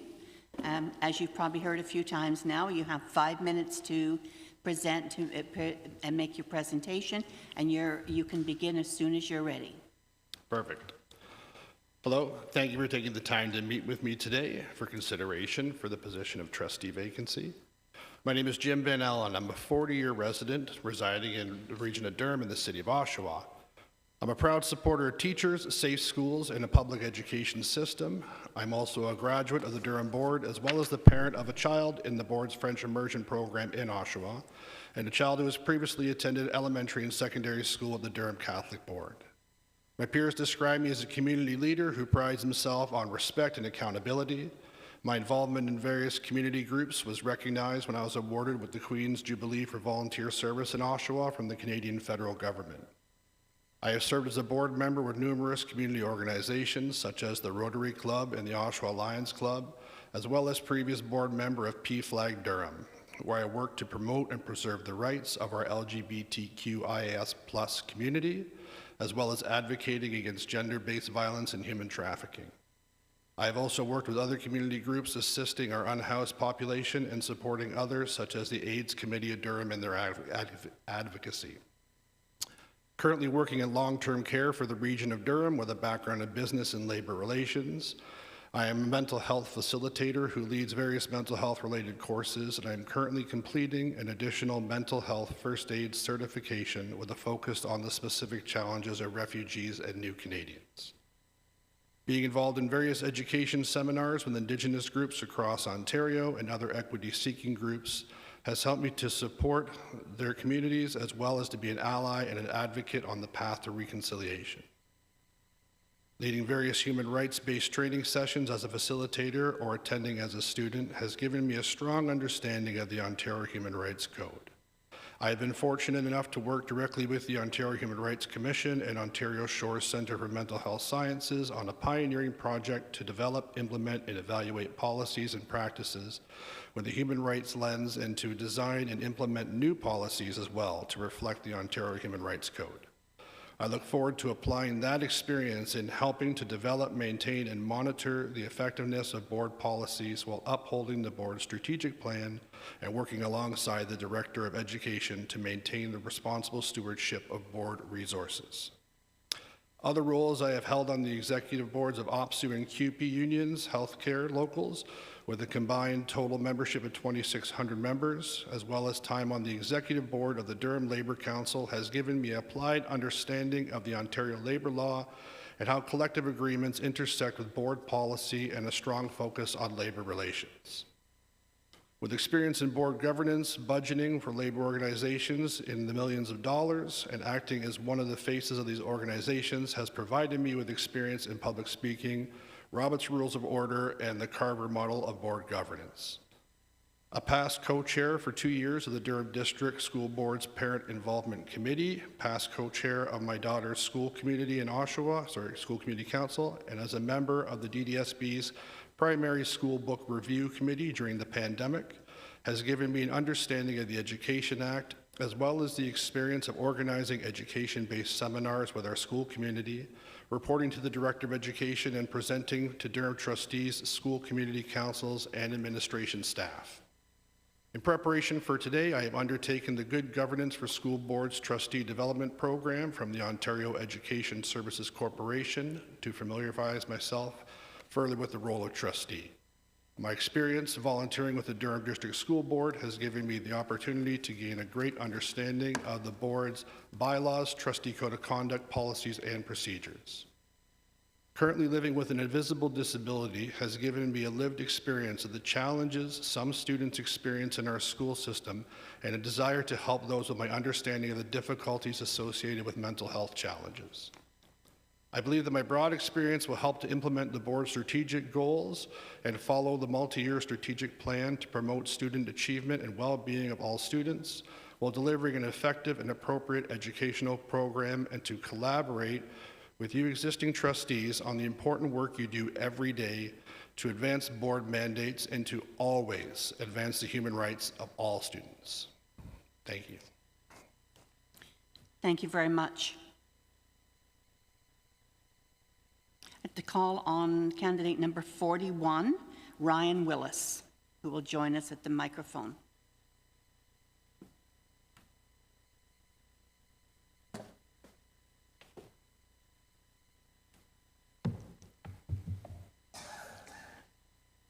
Welcome and thank you for joining us today. You as well will have 5 minutes to present, and you can begin when you're ready. Good afternoon, members of the board and trustees. My name is Ryan Willis. I'm a resident of Whitby. I'm a full-time father of 2, full-time servicing representative with a large Canadian public sector union, and I'm currently assigned to hospital sector research. Before that, I was a full-time paramedic in the city of Toronto for over 2 decades. I'm also the son of a parent who immigrated to Canada when she was 5. She didn't speak English, and her stories as a landed immigrant in the public school system continue to resonate with me. I humbly thank you for this opportunity to present myself as an applicant to the board for the position of trustee, and I would also like to wish my fellow trustee candidates the best of luck in the selection process. There's obviously quite a lot of great candidates here. I want to be a trustee because I believe in strong and resilient public sector institutions. These institutions support society, empower people, and contribute to overall happiness of the population. The role of a trustee is an important one, and it deserves a candidate who is thoughtful, responsible, and focused. I'm interested in serving our community as a trustee because I feel that good governance leads to good policy, and good policy in turn leads to strong public institutions. Our public schools are one of the most important public institutions in society, and every child deserves great education. Successful students and strong schools can provide a bright future for everyone, and it is up to us to ensure that future. It is our job as trustees to faithfully and fairly represent the interests of parents and students across the board. Additionally, as a trustee, I will establish links to diverse communities. These links are important because once established, they can serve as a measuring stick on equity and inclusion. Our experiences in school shape much of who we are as adults and as citizens. I'm certain there isn't an adult here in this room who doesn't have a core memory attached to their experiences in school. Many of our memories from our school experiences are based on how the people in the education system made us feel. I firmly believe it is our job, through good governance, to ensure that every child feels supported and safe in the Durham District School Board. We can achieve this by demonstrating a commitment to upholding Indigenous rights, human rights, and equity. Upholding rights and equity provides opportunities, and opportunities are what every child needs to grow, to learn, and to create. Upholding human rights and equity is something that I've been committed to for years as an elected officer of a union and as a full-time professional representative and advocate. I remember giving an orientation and presentation to a group of new recruits, and one of them said, quote, "Now that we have human rights, why do we need unions anymore?" So I was kind of struck by the question, and I replied that human rights are actually something everyone is entitled to, but the degree in which everyone has them relies on active advocacy, empathy, effort, and hard work that often goes against the grain. It takes a good group of people to uphold these rights, and the effort is continuous. Through collaboration as a trustee, I believe we can build strong, safe, and welcoming institutions that ensure the success of all of our students.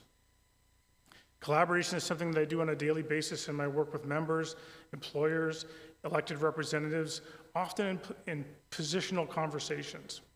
I have found that in the majority of these cases where these discussions are position-based, common interests can be found. Identifying those common interests takes practice and patience. It has been my experience that seeking commonality is often the best way to ensure progress and teamwork. Additionally, over my past career as a paramedic, I have developed the ability to have difficult conversations with people in difficult times in order to understand their needs. My final thought on the ability to collaborate rests in the ability to overcome your own ego, which is often easier said than done. When working as part of a team, you need to have a strong understanding of your own shortcomings, your own biases, and shed the fear of reaching out to others for assistance. Well, I can say definitely I learned a lot from school. I've learned the most from my friends, my colleagues, and humbly, more recently, my own children. I believe success isn't just measured in grades. Those are just numbers. Successes must be measured in often what are small achievements. Your ability to overcome challenges, your ability to work with others on projects, your ability to adapt as a lifelong learner. None of these achievements can occur without the right foundation and environment of the school system. With all these things in mind, we can build a system that... Ryan, your time is up. Just bring your presentation to conclusion. Doing all this can ensure success of our future citizens and caregivers. Thank you very much for your time this afternoon, and I wish the best to all the candidates. Thank you very much.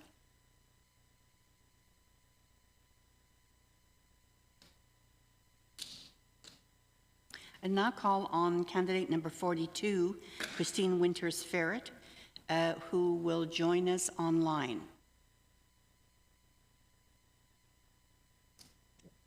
Good afternoon, Christine.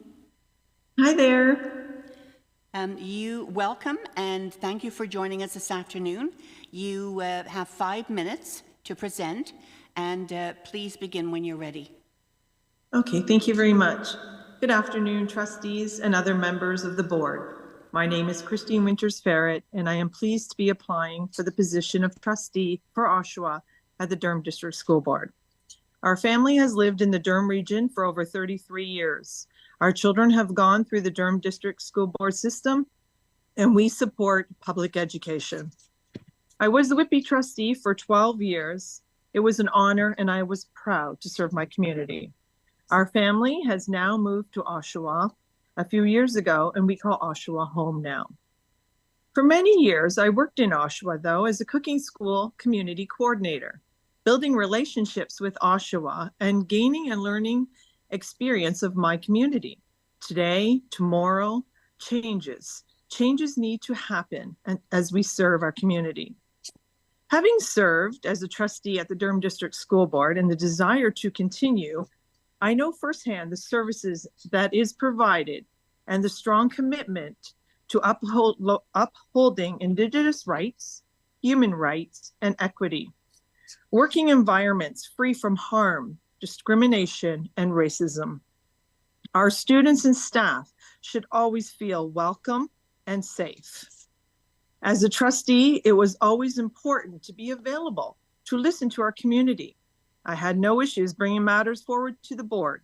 Trustees demonstrate strong leadership, and I know firsthand my experience with good governance. We always worked with all our stakeholders, like the ministry, human rights, and other agencies. I had no problem lobbying with my fellow trustees for funding to make our students have more opportunities and support at school. It was always important to bring matters forward and the board provided framework for decisions and policies. As a past trustee seeking to become the next Oshawa trustee, my focus is on students, their achievement, well-being, and equity. I want to represent my community as a link from home to school board. I have volunteered for many, many years on different committees. Education in any capacity is very important. Many years ago, we started an event called the Brandon Bear Fun Fair, with the proceeds going to the Hospital for Sick Children Burn Unit. The message, along with the fire department, was learn not to burn, because it hurts. We were able to hand out many, many pamphlets and education to family. Again, education in any capacity is so important. It takes a team to work together on decisions and develop policies in collaboration with other members at the school board, Let's take the multi-year strategic plan, a plan that sets a direction to identify values, promote, and measure student success, consulting the communities and allowing them to participate in the process. Again, important link between home, community, and school. We all support and commend the Durham District School Board for the core values free from harassment, racism, discrimination, and harm. It takes this collaboration to continue to work with all our stakeholders for student success as we build such pathways. I am proud to have served as a past trustee at the Durham District School Board. My experience and passion to uphold today the principles and practices of all being a good citizen, feeling safe, and their well-being. I still hear from past students on their journey today. As I spoke at some graduations and commencements, I always started with, you have a solid foundation coming out of the school today of the Durham District School Board. But today we face more challenges and we need to build our community to overcome any obstacles. Our students and staff deserve to always feel safe and welcoming. In closing, I just want to leave you with something I wanted to share that I witnessed over my 30 years working in a grocery store. Change. Aisles change, product change, produce change, collaboration with the community for change. Who benefits? Everyone in our community. We learn from others as a staff member, and it was very humbling to think a big corporation was listening to the community. I know as a trustee, we listen and we represent change, support for our community, and build a strong place to grow and live and learn. Thank you again for taking this time to listen to me as I seek the position to represent my community in Oshawa as a trustee for the Durham District School Board. Thank you, and ignite learning. Thank you, Christine. We moved candidate number 34, Adil Saeed, to the end of the list for this group, and we'll call on this individual one more time. Adil will be joining us virtually. 34 is offline.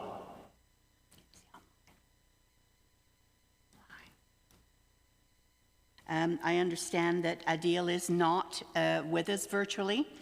So at this time, I would like to say that this concludes our presentations. Thank you to all the candidates for joining us today. We will now take a very brief recess to prepare for the electronic voting process.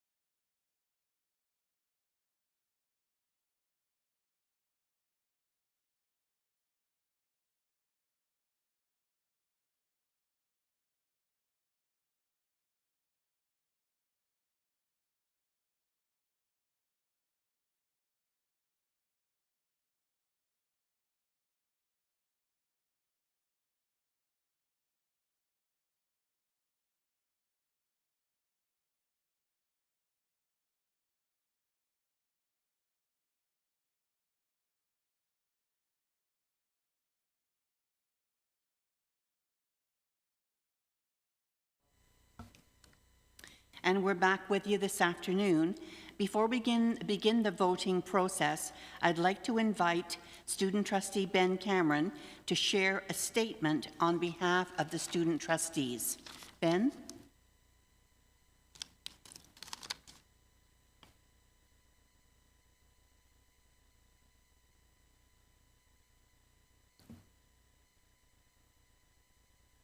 Thank you, Chair. I want to say thank you to all of the candidates today for sharing their insights, priorities, and passions with us. I have 3 different things for trustees to consider. As a student representing students, students are certainly my highest priority. I encourage trustees to consider candidates that they think have shown a commitment to listening to student voice as an essential part of their job. Student voice can't be an afterthought for our champions of public education. Today is also an opportunity to develop the skills of our board. We've seen a wide array of candidates with diverse professional backgrounds, which is fabulous, and can make our board better. It's important that as a board, we continue to build our capacity in governance, finance, and all the different things that we need to succeed. Some of that comes with time, but it can also come from a new member that we are welcoming to the board. So please consider what skills each person might bring to make our board more effective.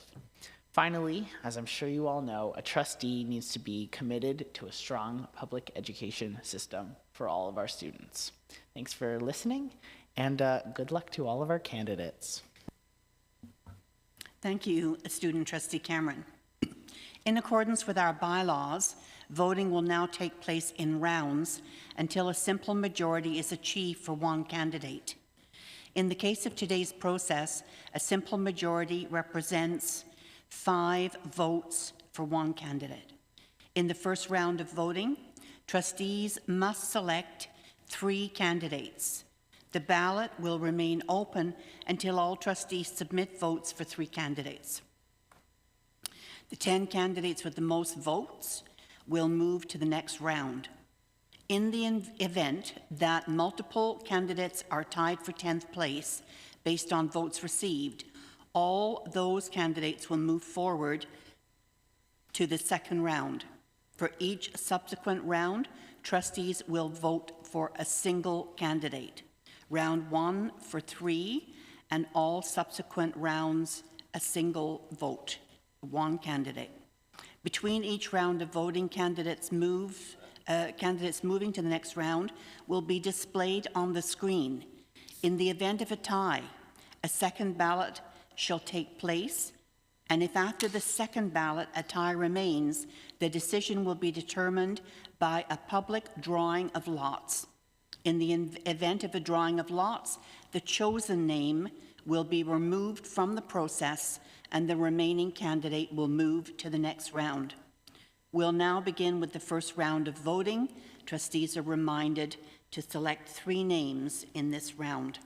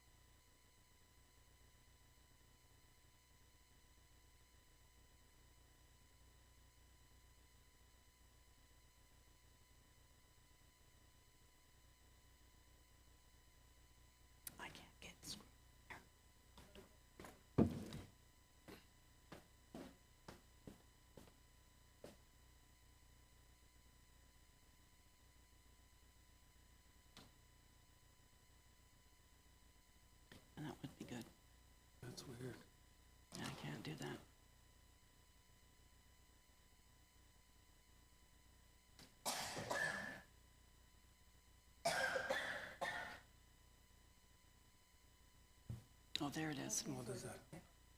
I just.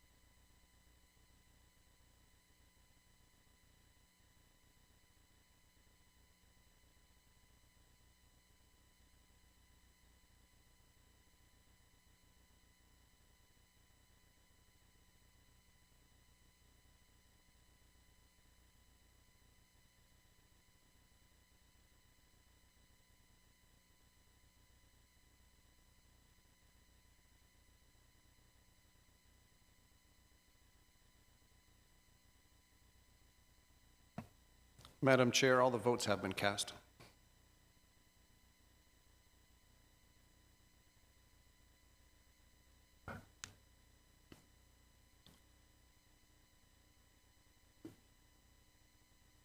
We've confirmed the candidates moving to round 2, and their names are going to be appearing on the screen.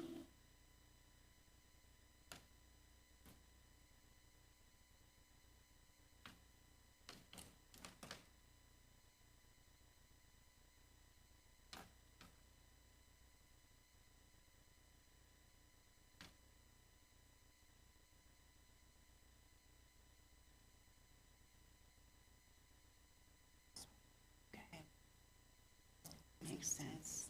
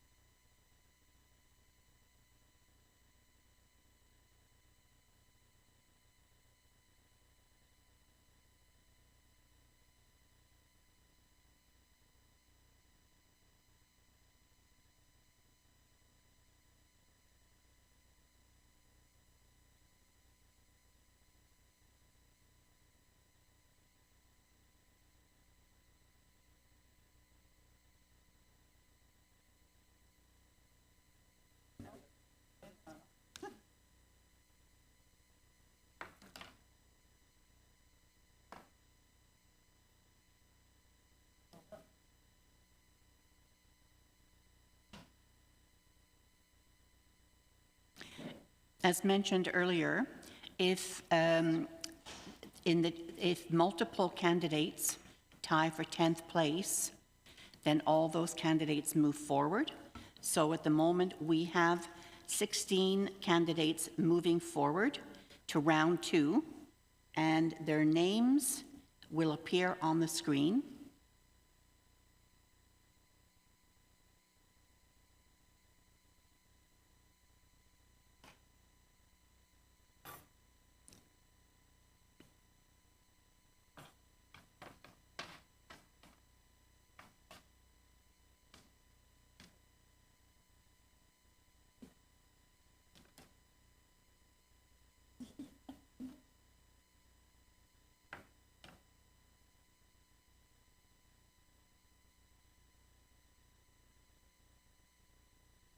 All 16 candidates will move forward to round 2, and trustees are reminded that we'll move to the next round. Trustees are reminded to select one name in each round going forward. This is one.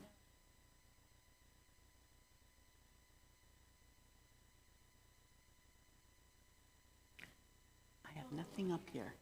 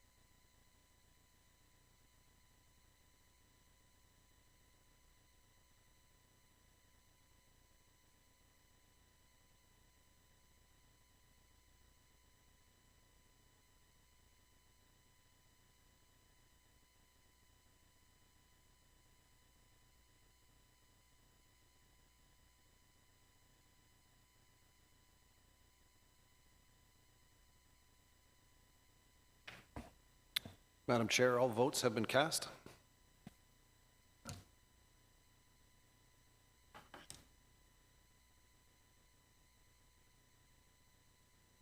The candidates moving forward to the next round will be displayed on screen before we move forward. All votes have been cast.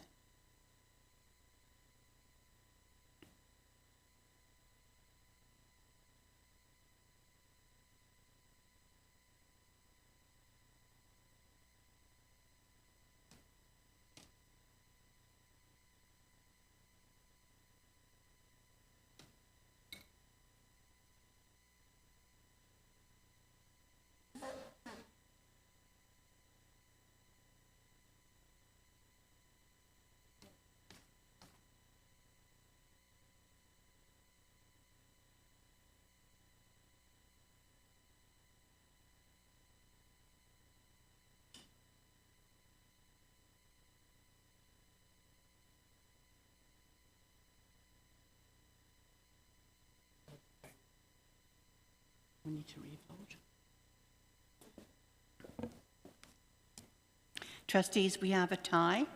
So Everyone is asked to vote again.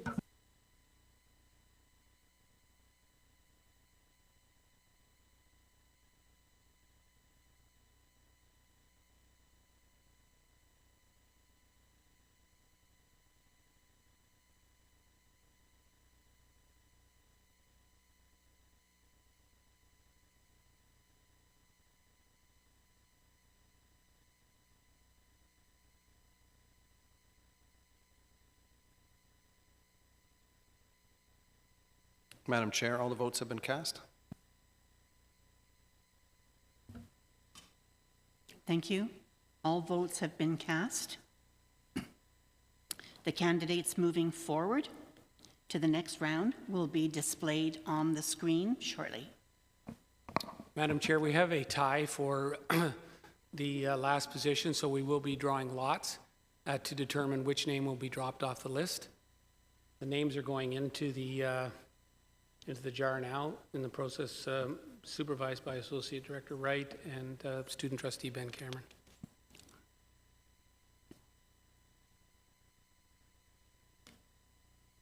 So in the event of a tie, a second ballot will take place, and after the second ballot, if the tie remains, which is what has happened, the decision will be now determined by public drawing of lots. The chosen name will be removed from the process, and the remaining candidate will move to the next round.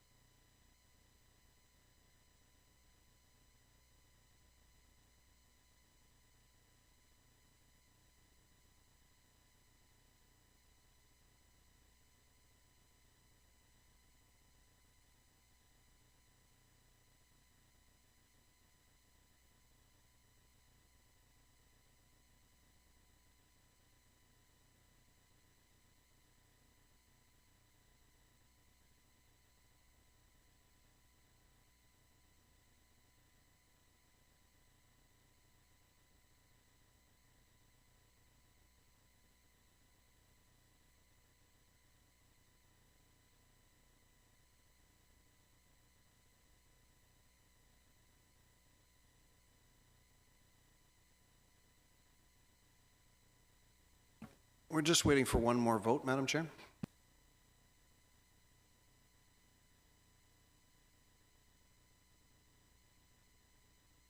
Madam Chair, all votes have been cast. Thank you.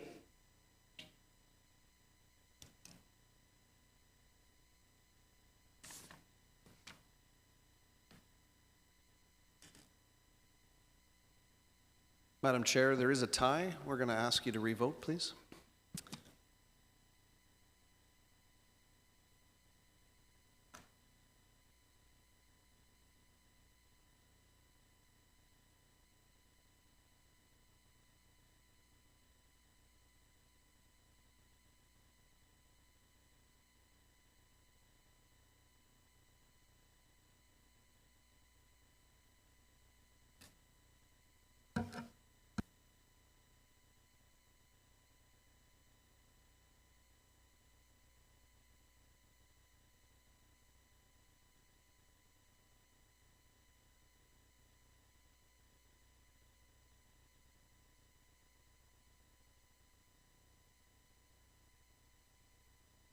Just waiting for one more vote, Madam Chair.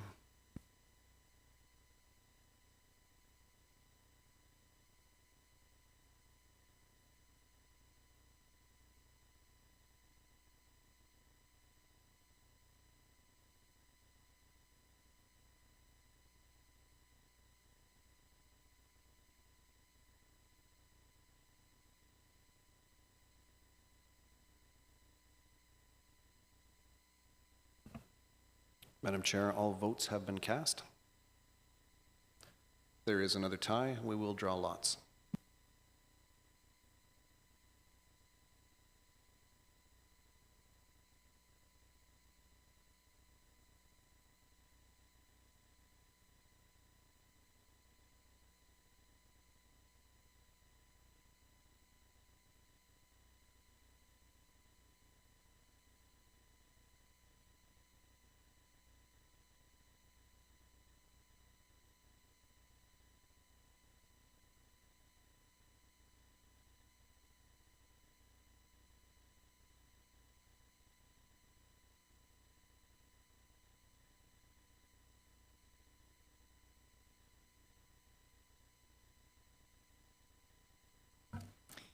Trustees are asked to select one name, vote for one candidate.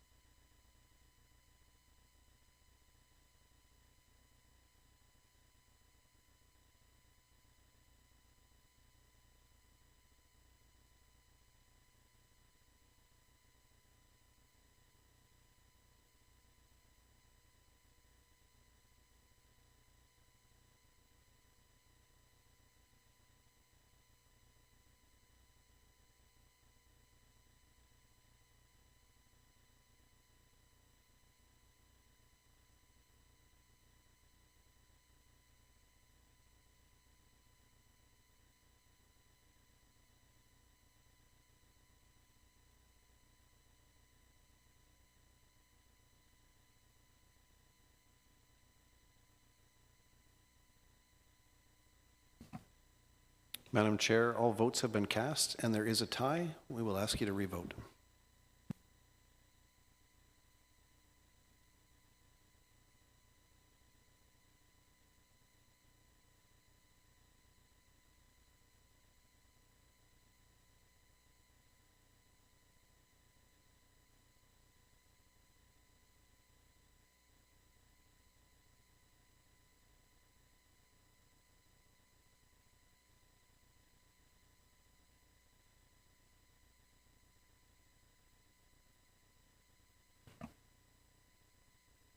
All votes have been cast.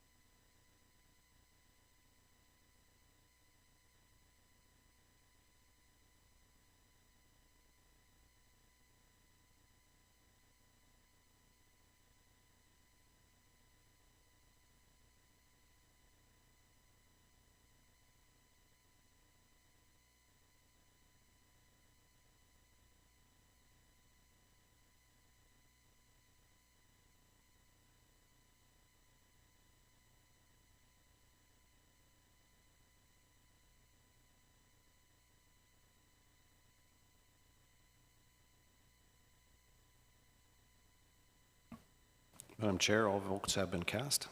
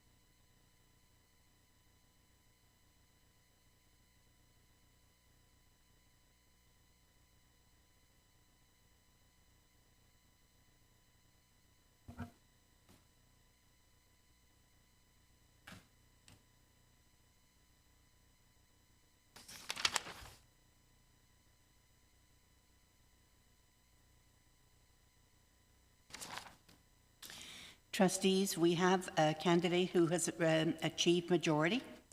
That is Mark Jacula. So following this round of voting, I'm now looking for a trustee to move the following motion. I'm wondering if we could get that motion up on the screen. I move that the Board of Trustees fill the existing trustee vacancy by appointing Mark Jacula, subject to confirmation of a satisfactory criminal background check, and that Mark Jacula is willing to accept the appointment and can attend at the June 17th, 2024 board meeting to be sworn in. Looking for a mover and a seconder. Thank you. Trustee Edwards. Seconder, Trustee Morton. All in favor? Any? Seeing none. Motion carries. Congratulations to Mark Jacula. The board services staff will be in contact to share more information about our next steps.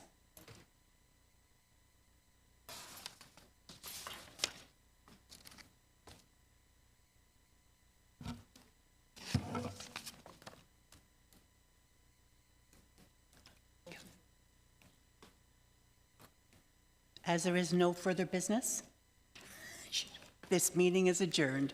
Thank you all.